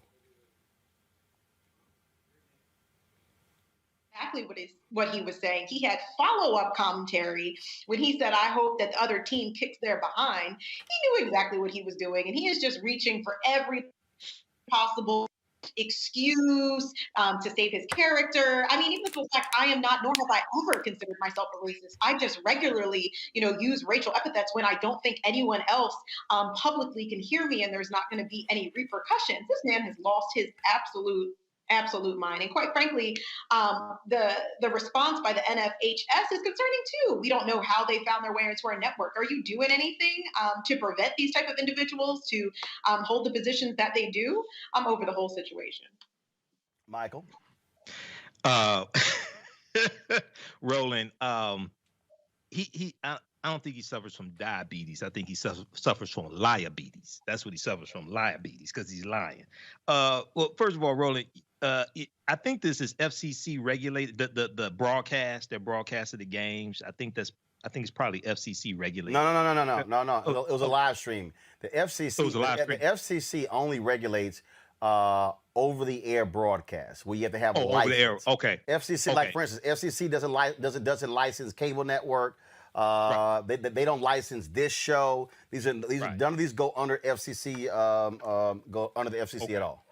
Well, I was just wondering because my radio show is on the FCC regulated station. That's a terrestrial radio station that requires an FCC license to broadcast. Right, I understand. Now follow me where I'm going though. And when you used to do your show, when I used to guest host, you were FCC regulated. But even though this isn't, if he has a history of having low sugar and prone to say anything, why is he on the air in the first place? If he has a history of saying that, because he said sometimes when my sugar goes low, I'll say things that are crazy. But the other thing is this kind of reminds me of the whole Don Imus nappy hated H's thing, and Don Imus said that on the air and got eventually taken off the air. But were all the team members that took a knee black? Weren't there some white team members? Could be. Okay, I'm just wondering why he ain't call them a racial epithet for white people, just black people, because the white people took a knee possibly as well. But once again, this goes back to I call it the white national anthem. People call it the Star Spangled Banner. I call it the white national anthem because it was read by Francis Scott Key, September 14th, 1814. He was a white supremacist slave owner who thought African people were mentally inferior. So. Okay. I think he has diabetes, and I would personally, I want to have a conversation with Matt Roland or Roland.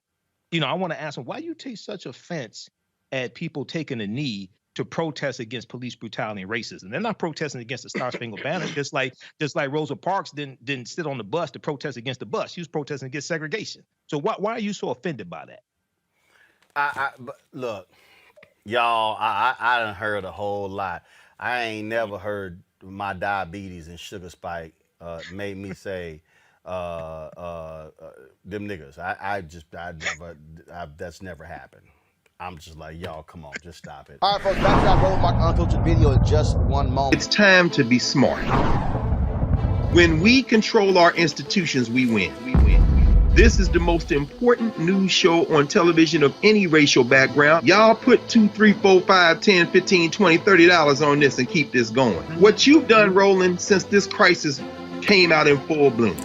Anybody watching this, tell your friends. Go back and look at the last 2 weeks, especially of Roland Martin Unfiltered. I mean, hell, go back and look at the last 2 days. You've had sitting United States senators today, Klobuchar and Harris. Whatever you have that you can bring to Roland Martin Unfiltered to support it, please do, because this information may literally save your life.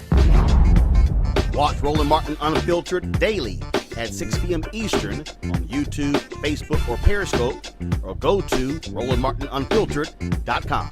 Support the Roland Martin Unfiltered Daily Digital Show by going to RolandMartinUnfiltered.com. Our goal is to get 20,000 of our fans contributing $50 each for the whole year. You can make this possible. RolandMartinUnfiltered.com.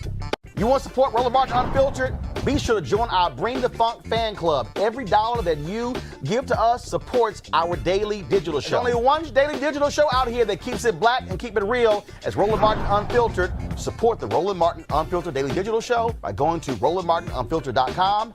You can make this possible. Folks, the family of Sumerian Humphrey, the young man, part of this strange, sick, demented story in Plano, Texas.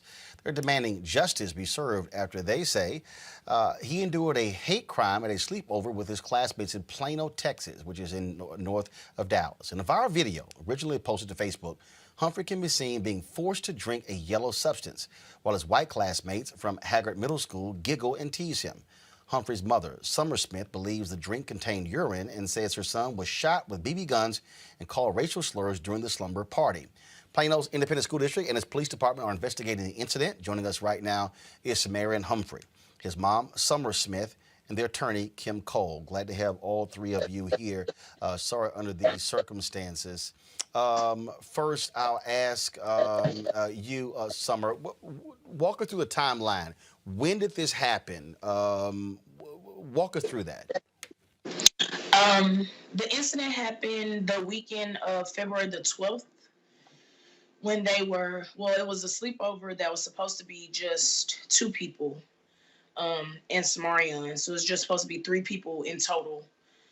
And I didn't find out, though, about what happened until this past week. So when the boys took the videos, apparently the week that they were out, which they were out for an entire week for the snow week, they were sending the videos around to other people at the school.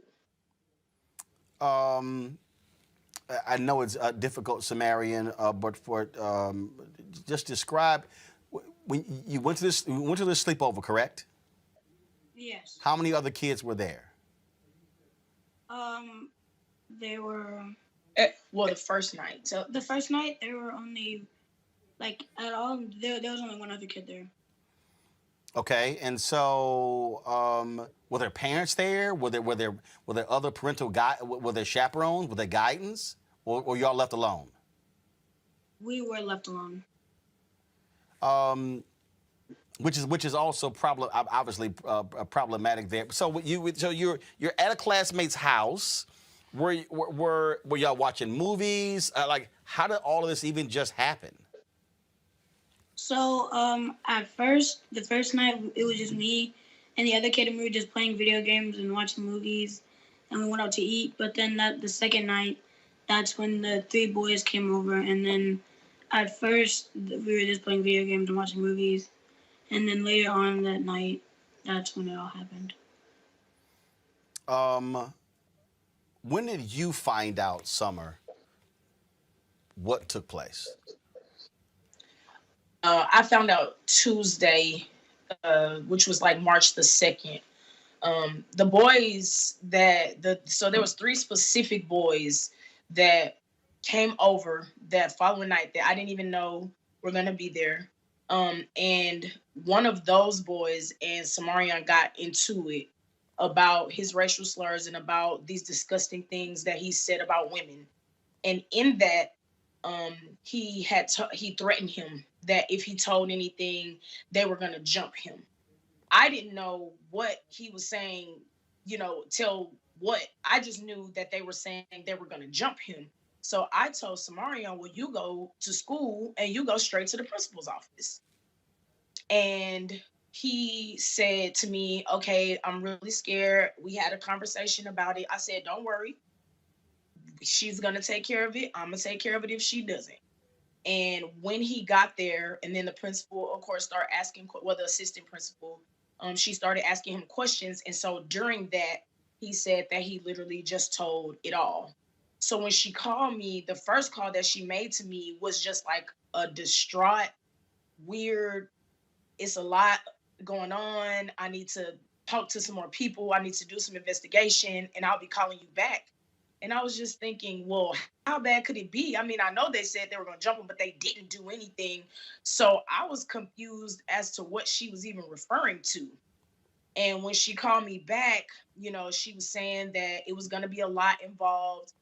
She was the SRO officer, which is like the school police officer, I was gonna need to talk to him. But that she had all of this stuff that had happened to Sumerian.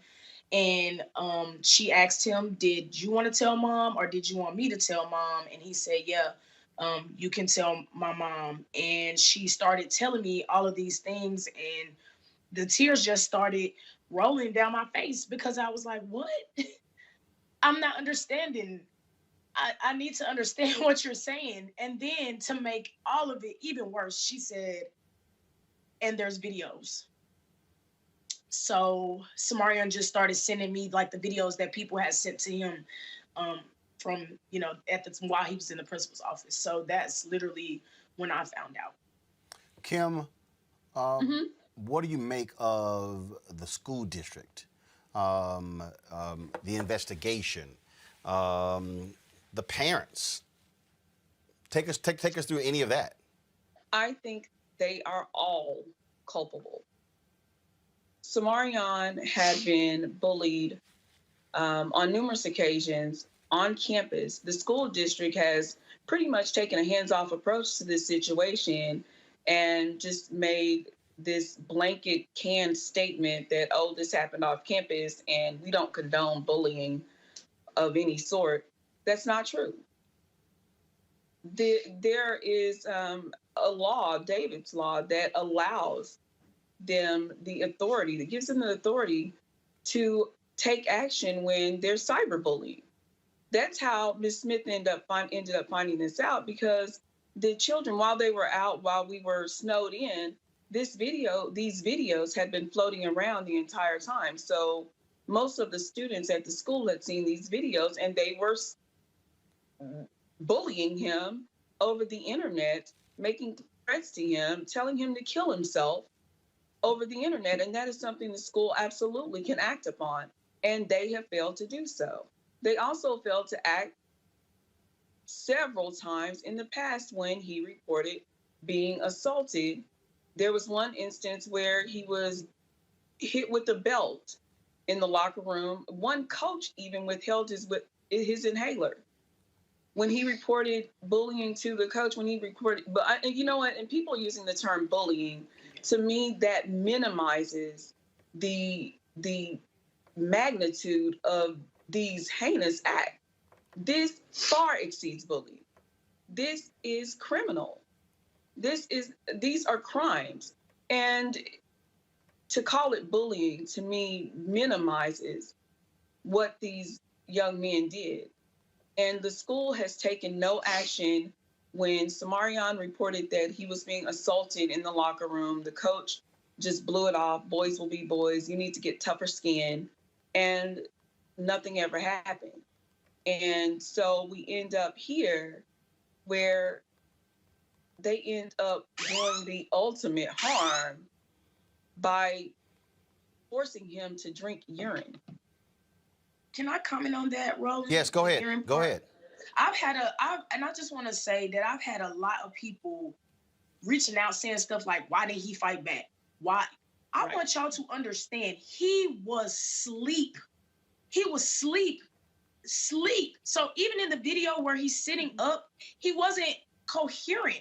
They woke him up out of his sleep and said, Sumerian, you stop breathing. You need to drink this. He had, even after that, he had no knowledge, because he is on medicine and he does go, like they're talking about like 2-3 o'clock in the morning. And he's been asleep for a couple of hours. The other abuse was taking place in his sleep. He couldn't fight back because he was asleep. Like, how do you put your hands on a defenseless person? And then to use something that he does have like some medical issues. So to say he stopped breathing in his sleep, and then you hear, because that is his friend, or what he thought was his friend in the video, giving it to him. Sumerian, are you still being bothered by students in school? No, sir.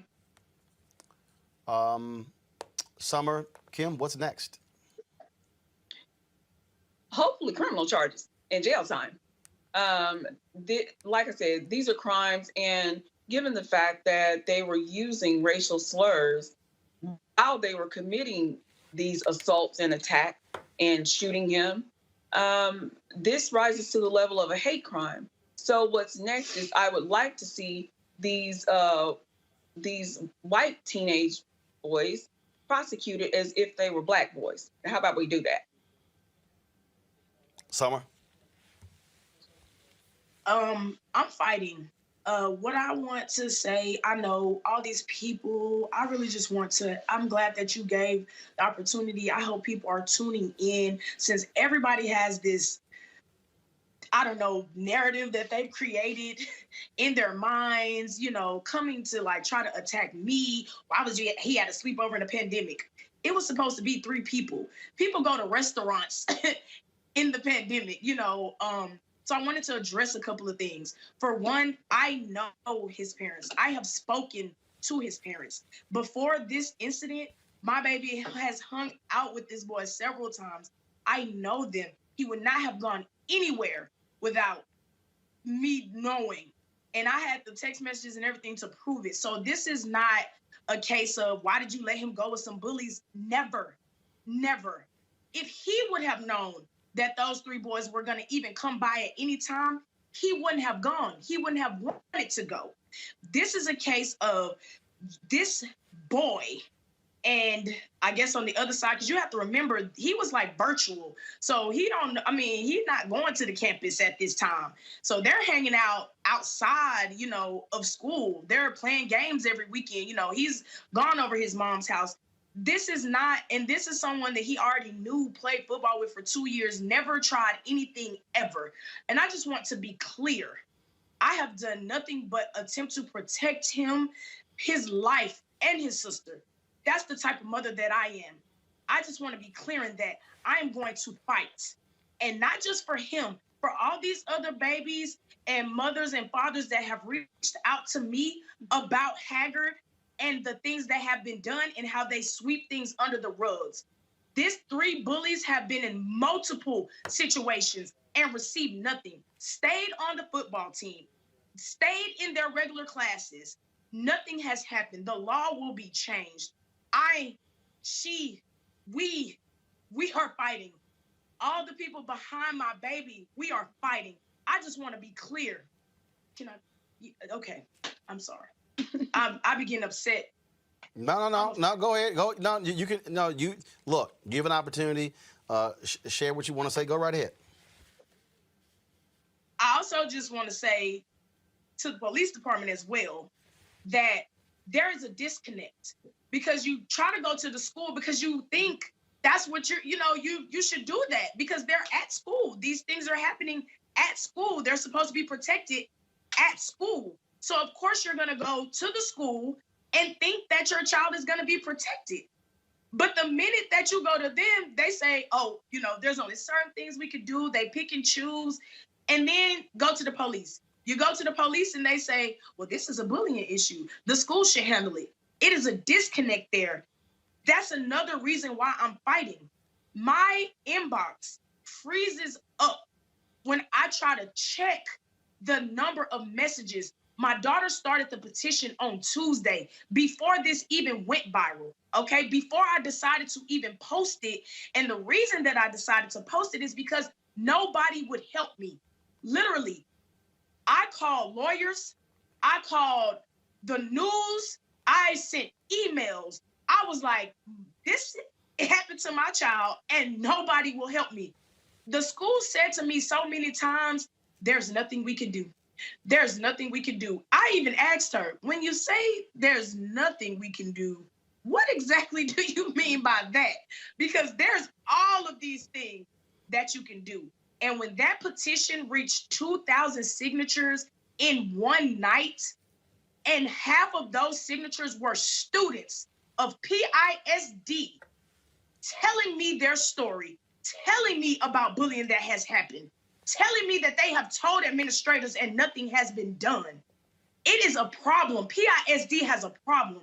We moved here for the schools. That's it. I moved to Plano because their schools are rated A+. They are rated the 9th district out of the state of Texas. That's why I moved to Plano. because they deserve the education that they get for free. Let's be clear. That's why we're here. However, coming here, we should not be subjected to that. Never. And I'm not moving. And for everybody that's saying take him out that school, no. Well, he out that school. But PISD, no. Because they will change this. It will be changed. I promise you. Roland, we're meeting with some legislators and working on presenting some legislation to close the gaps between the school and the police department, because somewhere things that are being reported to the school are not making it to the police department so that they can be investigated for the crimes that they are. So we are meeting with legislators and having them present some legislation to get that changed. Well, for folks who don't know, I still own a home in the Dallas area. Some of you are absolutely right about the Plano Independent School District. It is, Plano is about 90+% white. The resources that are poured into the schools there are significant.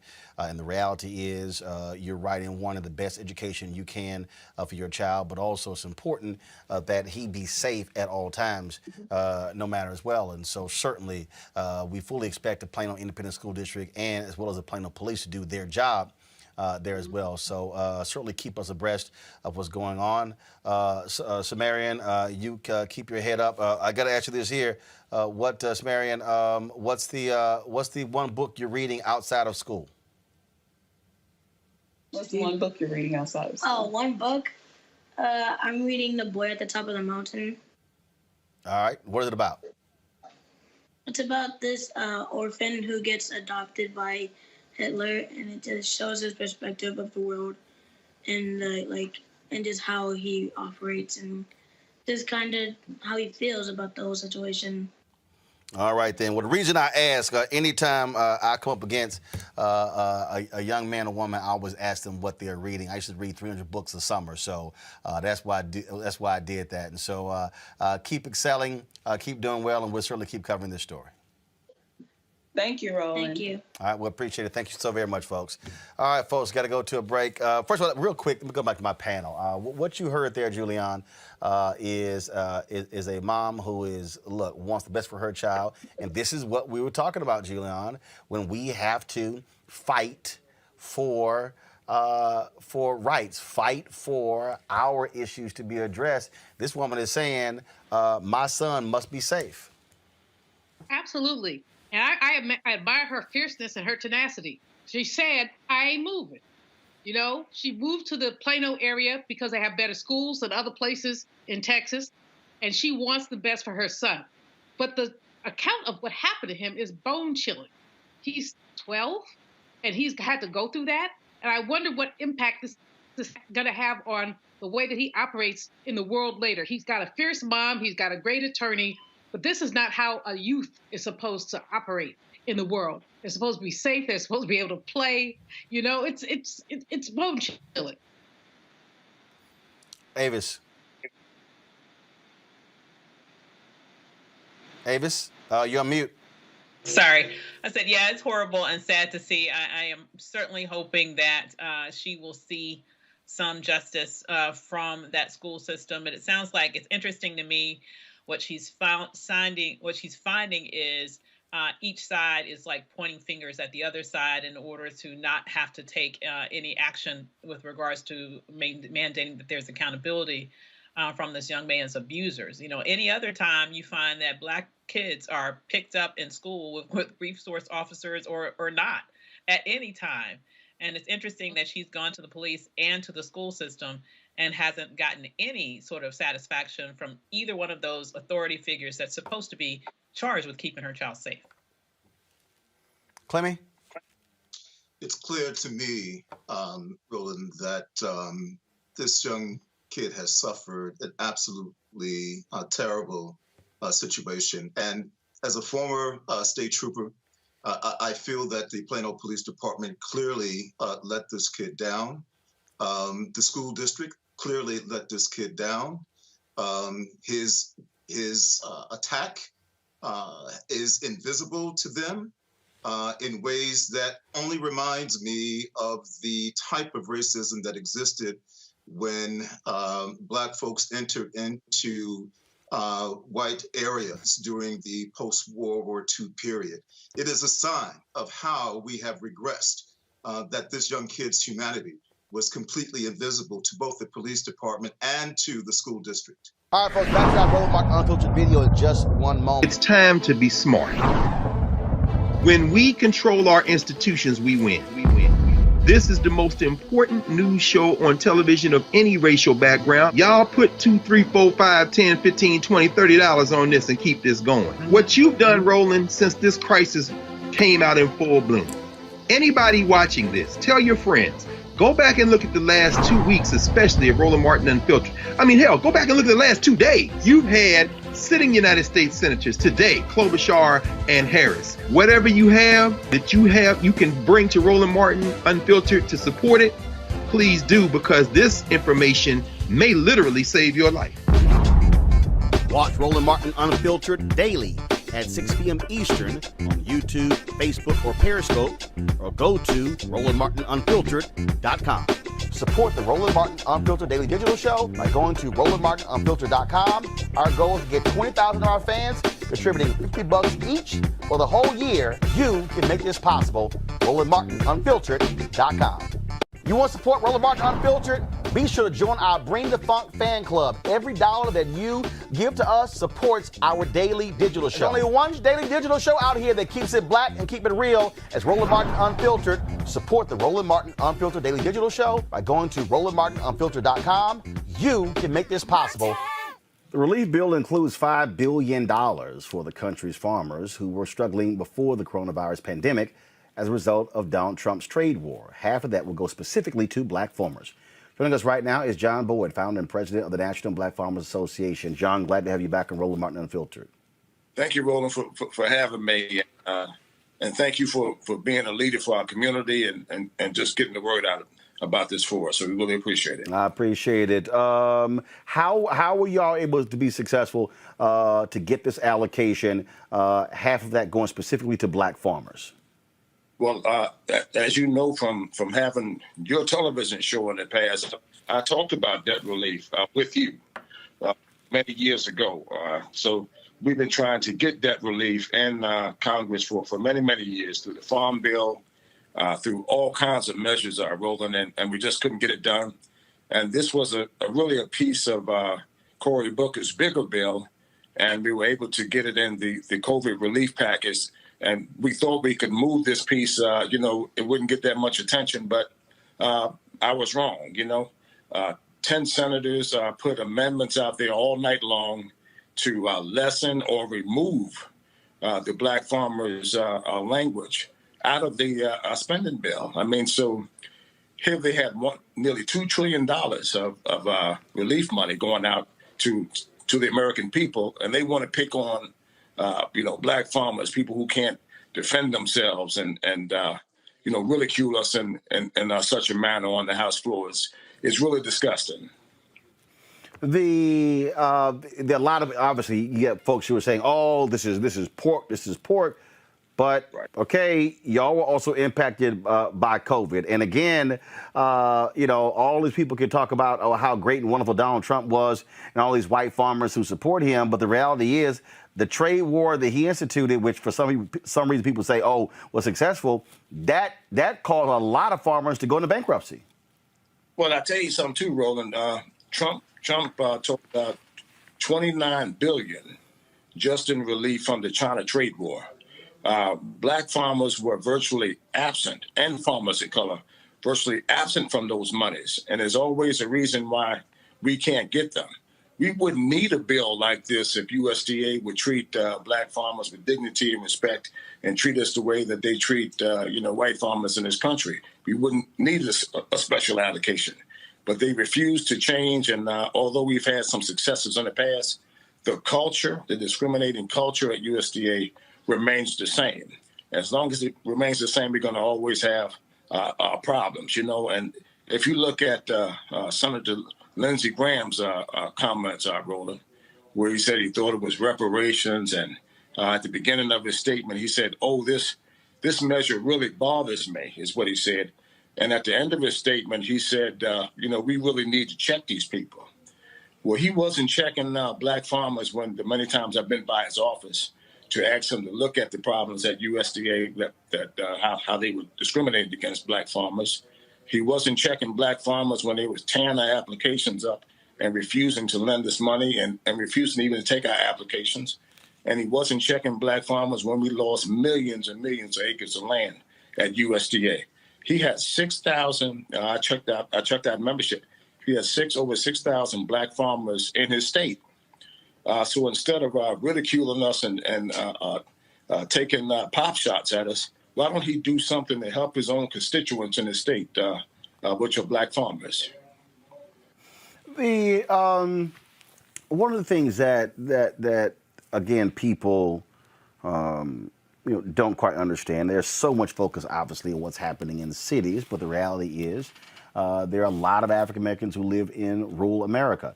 The problem is when you say rural America in this country, that becomes code for white. That's correct. And, I tell people all the time, if you want to see what the real America looks like, drive 20 minutes out of a major city, out of New York City, Los Angeles, Chicago, and you'll see right now today, there are no Biden signs out, but nailed up on these barns are Trump signs. And somebody need to tell the people that the man lost. There's two Americas out here. You have the people that are supporting Donald Trump and still believe that he should be president. And then you have the other half of America, where we're moving on without him. And I've never seen them in my lifetime where rural America, people are so divided, Roland. I have white farmers since Biden has been elected that have stopped talking to me. This country is totally divided, and it's divided by means of race and, what's going on in the White House right now. So let's talk about USDA. Vilsack will be the secretary of that. Y'all have been pressing them as well. And so what are your hopes for him running the department again? We are also going to make it perfectly clear that he needs to come speak to us directly because he needs to have a relationship with black-owned media. But Secretary Vilsack definitely should come and address black media. Well, we didn't support him, and we had trouble with his with President Biden calling him back to USDA. We actually wanted the other young lady that went over to HUD to be Ag Secretary Marsha Fudge. And during the Obama years, as you know, he was slow to act and support the Black Farmers Bill, the Claims Remedy Act of 2010. He wasn't on the Hill supporting me, as you know. And Valerie Jarrett came on at the last 6 months of that bill and gave us a push and helped us over the finish line. And in my last conversation with him, Roland, I told him that he has to do better. The old Vilsack that was there during the Obama years, this is a new time. We have an agriculture chairman in the House, Scott, and we have 2 black members in the Agriculture Senate Committee, Booker and Warnock. This isn't the same, political ramifications where he was 8 years ago. And he said he would do better. But as my daddy taught me, don't watch what they say, but watch absolutely everything that they do. So we're going to be watching him and make sure that he does what he's supposed to do. And what I'm a little nervous about, Roland, is we have this $5 billion allocation, but it still has to be rolled out under the direction of the secretary, which is Secretary Tom Vilsack. So we're going to need help from people like you to help us, hold them accountable. Well, you can bank on that happening, John Boyd. Man, we surely appreciate it. Thanks a bunch. Keep fighting, and we'll keep. Anytime you want to chat, just give us a call. We'll make it happen. Thank you, man. We love you, and I love this show. Thank you very much. And I appreciate it. Thank you so very much. All right, folks, back to our Roland Mark Unfiltered video in just one moment. It's time to be smart. When we control our institutions, we win. This is the most important news show on television of any racial background. Y'all put $2, $3, $4, $5, $10, $15, $20, $30 on this and keep this going. What you've done, Roland, since this crisis came out in full bloom, Anybody watching this, tell your friends. Go back and look at the last 2 weeks, especially of Roland Martin Unfiltered. I mean, hell, go back and look at the last 2 days. You've had sitting United States senators today, Klobuchar and Harris. Whatever you have that you can bring to Roland Martin Unfiltered to support it, please do, because this information may literally save your life. Watch Roland Martin Unfiltered daily at 6 p.m. Eastern on YouTube, Facebook, or Periscope, or go to RolandMartinUnfiltered.com. Support the Roland Martin Unfiltered Daily Digital Show by going to RolandMartinUnfiltered.com. Our goal is to get 20,000 of our fans contributing $50 each for the whole year. You can make this possible. RolandMartinUnfiltered.com. You want to support Roland Martin Unfiltered? Be sure to join our Bring the Funk fan club. Every dollar that you give to us supports our daily digital show. There's only one daily digital show out here that keeps it black and keep it real as Roland Martin Unfiltered. Support the Roland Martin Unfiltered Daily Digital Show by going to RolandMartinUnfiltered.com. You can make this possible. Day one of the trial of ex-Minneapolis cop Derek Chauvin is taking place. It ended early today. Hennepin County Judge Peter Cahill postponed the jury selection as prosecutors asked an appeals court to decide whether the trial should resume, while an appeal to reinstate the third-degree murder charges for Chauvin are still pending. Judge Cahill said he intends to resume the jury selection process tomorrow morning unless the Court of Appeals orders him to stop. Now, all day we have been, of course, live streaming various developments taking place out of Minneapolis on our Roland Martin Unfiltered feed. We've been streaming a protest outside of the courtroom, people there speaking up on behalf of George Floyd, of course, the black man who was murdered by Derek Chauvin when he pressed his knee up against his neck Memorial Day in 2020. Now, Chauvin, of course, is the officer got the most serious charges against him. And so we've been live streaming the scene outside. Also, folks, 1,000 National Guard troops surrounding the courthouse. What the hell is that all about? In addition, of course, you have Chauvin and his supporters as well. Joining us right now is Leslie Resman. She's the former president for the Minneapolis NAACP, also founder of Don't Complain, Activate. Leslie, glad to have you here on Roland Martin Unfiltered. First and foremost, we've been making it clear to these folks in the media, this is not the George Floyd trial. This is the Derek Chauvin murder trial, the person who is charged with murdering George Floyd. George Floyd is not the one who's going to be put on trial here. Oh, 100%. Officer Chauvin is a murderer. He's actually a serial murderer. If you ask people here in Minnesota, this is not the first case, but this is going to be the last. We are looking forward to him being not only charged, but convicted of the murder of Brother George Floyd. One of the things that, again, happened was that the appeals court threw out they overturned the decision in throwing out third-degree murder charges against Derek Chauvin, and that's what is being appealed. And so that's what the holdup is with jury selection today. 100%. I'm very confident in Attorney General Keith Ellison and his continued push to make sure that the correct charges are brought against Officer Chauvin. Obviously, we are not happy to see it delayed at least until tomorrow, but we're looking forward to getting this trial started. But one of the things that that we look at here is that obviously how Minneapolis responded to this. It was the murder of George Floyd has sparked national unrest all across this country. What do you make of this massive presence of National Guard troops around the courthouse? I think it's overrated. Minneapolis spent over $1 million barricading the courthouse. I think it's important to note they're not only intentional about protecting property, but protecting a white male police officer who murdered a black male so that he could get his day to stand at trial, a day that George Floyd did not get when Officer Chauvin took law and order into his own hand and decided to murder Brother George Floyd.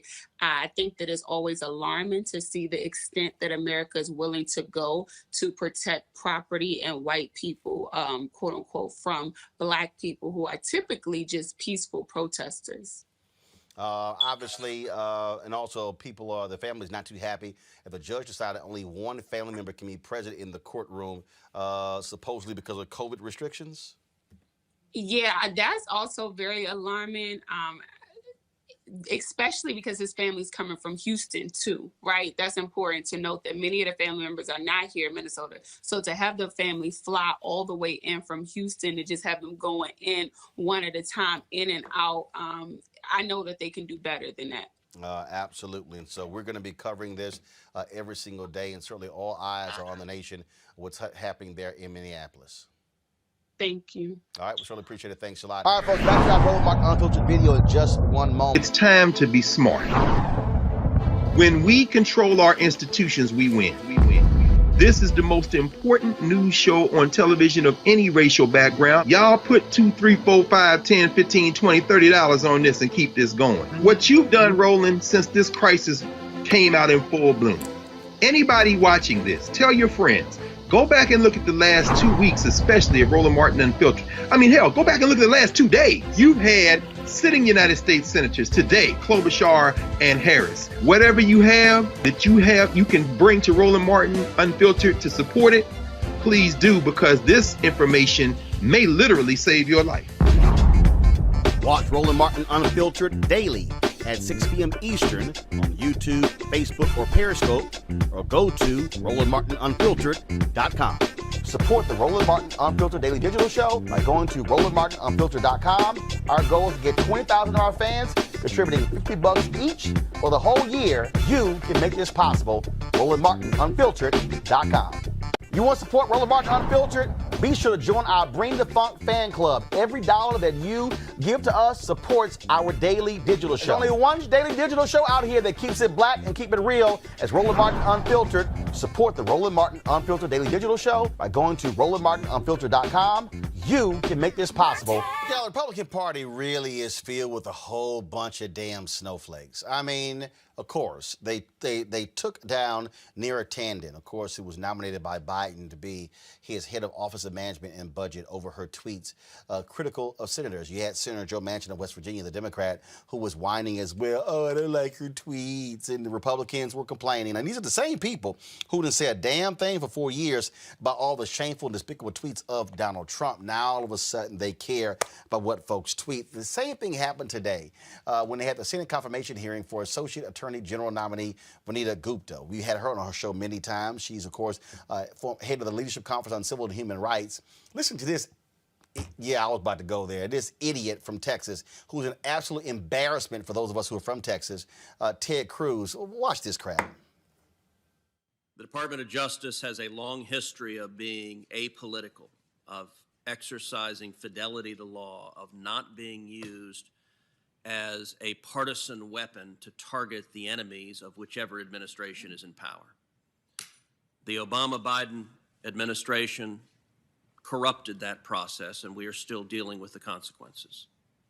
I believe appointees to the Department of Justice should have a demonstrated record of fidelity to law and impartiality, an ability to defend the rule of law.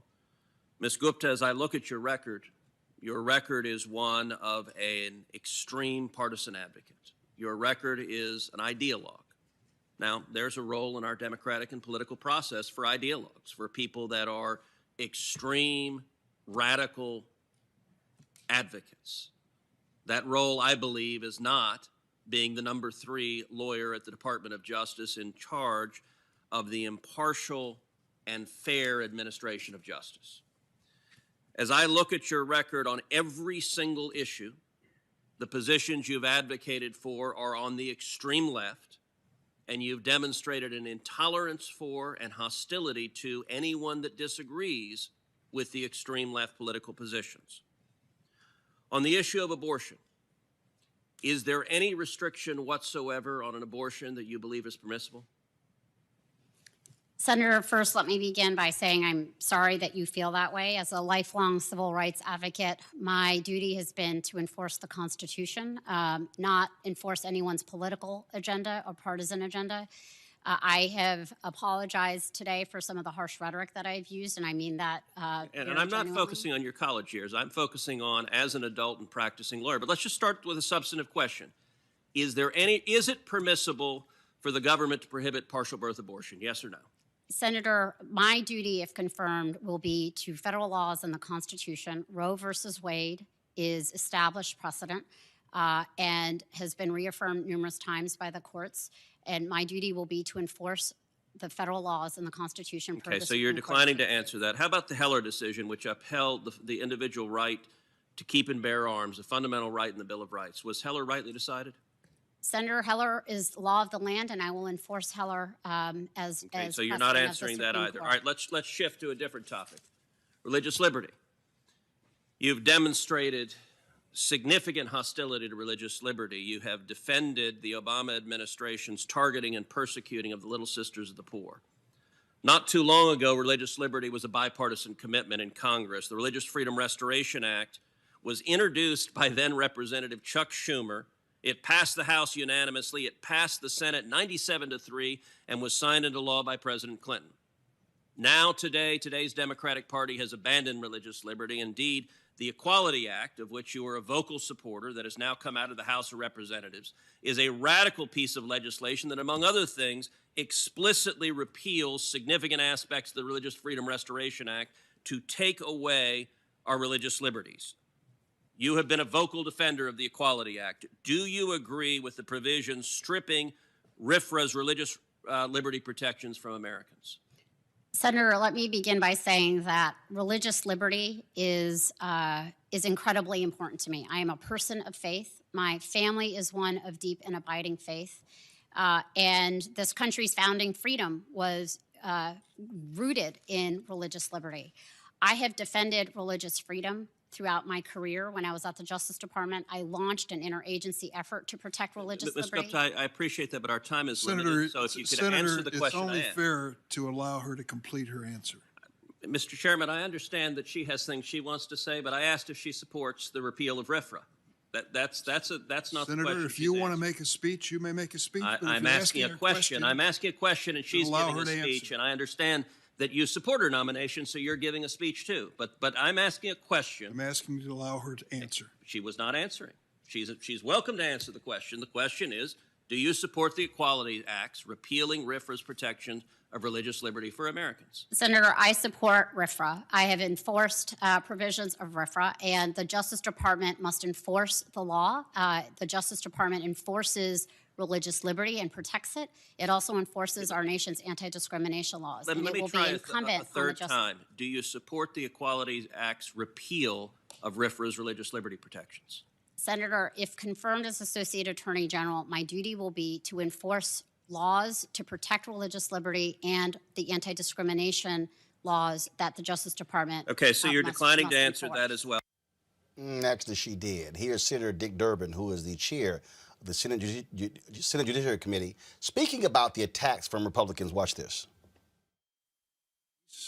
And would you like to say a few words about Senator Grassley's concern with your tweets? Thank you, Chairman Durbin. I do not support defunding the police. I have, in fact, spent my career advocating where it's been necessary for greater resources for law enforcement in things like body-worn cameras, officer wellness and safety programs, and any number of measures. I believe that is why I today enjoy the honor of having so much law enforcement support. It would be with a great honor for me to return to the Justice Department precisely to continue to roll up my sleeves and work hand in glove and understand the current needs of law enforcement in some of the most challenging times that are presented for frontline responders.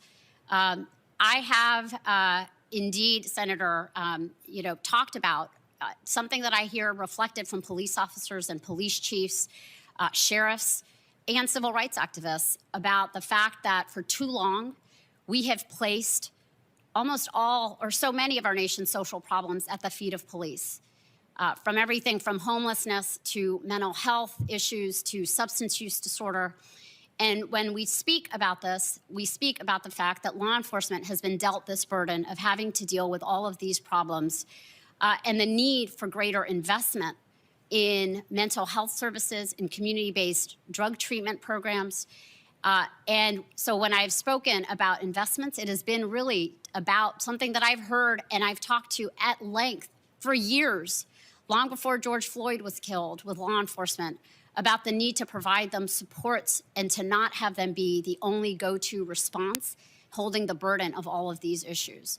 And I will continue, if confirmed as Associate Attorney General, to listen to the voices of law enforcement, to continue to advocate for their resources so they can do everything they need to do to keep our communities safe and to have the trust of the communities that they serve. On the tweets, Chairman, and I appreciate you giving me this opportunity, and I should say to Ranking Member Grassley and to the other members who I understand have these concerns, I understand why you have them. I take them seriously. I regret the harsh rhetoric that I have used at times in the last several years. Perhaps I think the rhetoric has gotten quite harsh over the last several years, and I have fallen prey to it, and I wish I could take it back. I can't. But what I can commit to you and ask that you do is look at my lifelong record. I have, from the early on in my career, sought out people who don't always think like me, people who have very different views, because I believe in the importance of building consensus to get things done. While I've been a lifelong idealistic civil rights lawyer, I am a deeply pragmatic person. I'm a relationship builder. I think that's why I have the trust of law enforcement today on some of the most difficult problems that we face. And I understand that the position of Associate Attorney General is a law enforcement position. It has to be strictly nonpartisan in every measure. I must represent the full equities of the American people and enforce the federal laws and Constitution free from any kind of partisan influence. I've done it before. I did it when I was at the Civil Rights Division. I've been in the Justice Department before. And I can pledge to you today that if I am confirmed, or regardless, you won't be hearing that kind of rhetoric from me. And I will look forward to working collaboratively to continuing to support the leadership of people like Ranking Member Grassley, Senator Lee on criminal justice reform measures, and other members, Senator Cornyn and others, who I've had the privilege of helping to support these bipartisan bills to get things done for the American people. Let's go to our panel. Mustafa Santiago Ali, PhD, former senior advisor for environmental justice at the EPA. Kayla Bethea, communication strategist, as well as Ben Dixon, host Benjamin Dixon Show podcast. Kayla, I'll start with you. I'm just really, these whiny ass Republicans. Oh my God, you said these things in tweets. Oh my God, they're so mean. We're sitting there with supreme assholes, Senator Ted Cruz, Senator Tom Cotton. Okay, you got that crazy nut Kennedy from Louisiana. You got the clueless wonder himself, Lindsey Graham. 4 years of Donald Trump and all his crazy tweets, and they're whining, complaining, first about Neera Tanden's tweets, and now, oh my God, the harsh rhetoric. Let me be real clear. To any future nomination that I might get, which will never happen, I don't regret not a damn tweet. Kelly, go ahead. And, obviously she's under oath and she is as forthcoming as possible during these hearings, and rightfully so. But deep down, I don't really think she regrets them either because, looking back on them, there was nothing that she said that was untrue. If anybody's heard about it, it is a conviction as opposed to an attack.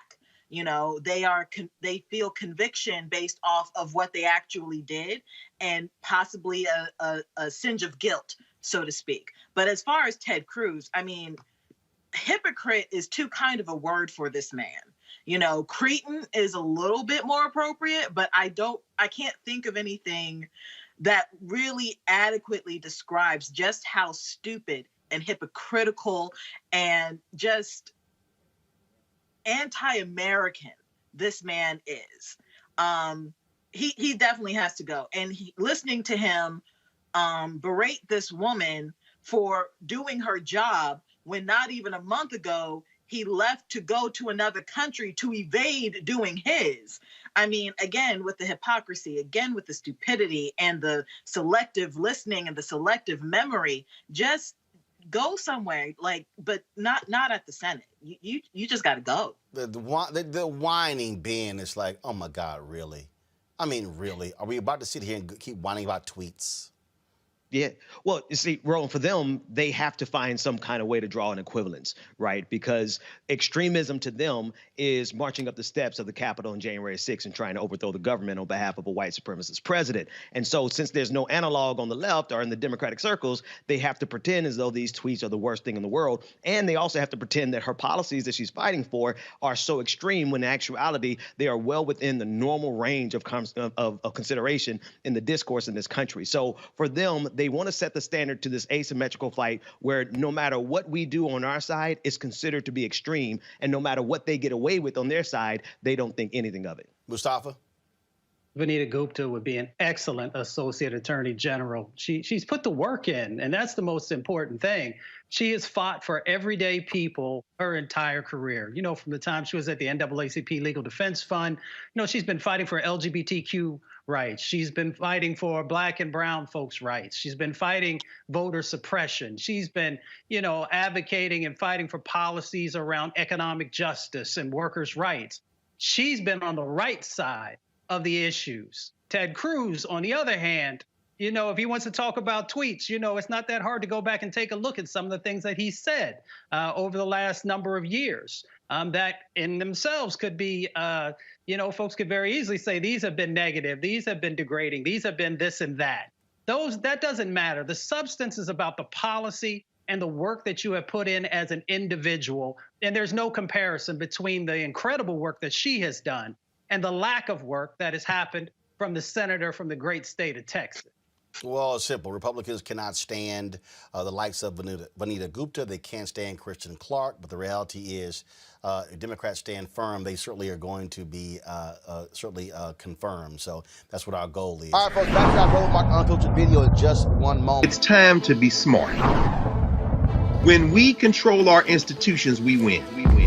This is the most important news show on television of any racial background. Y'all put $2, $3, $4, $5, $10, $15, $20, $30 on this and keep this going. What you've done, Roland, since this crisis came out in full bloom. Anybody watching this, tell your friends. Go back and look at the last 2 weeks, especially of Roland Martin Unfiltered. I mean, hell, go back and look at the last 2 days. You've had sitting United States senators today, Klobuchar and Harris. Whatever you have that you can bring to Roland Martin Unfiltered to support it, please do, because this information may literally save your life.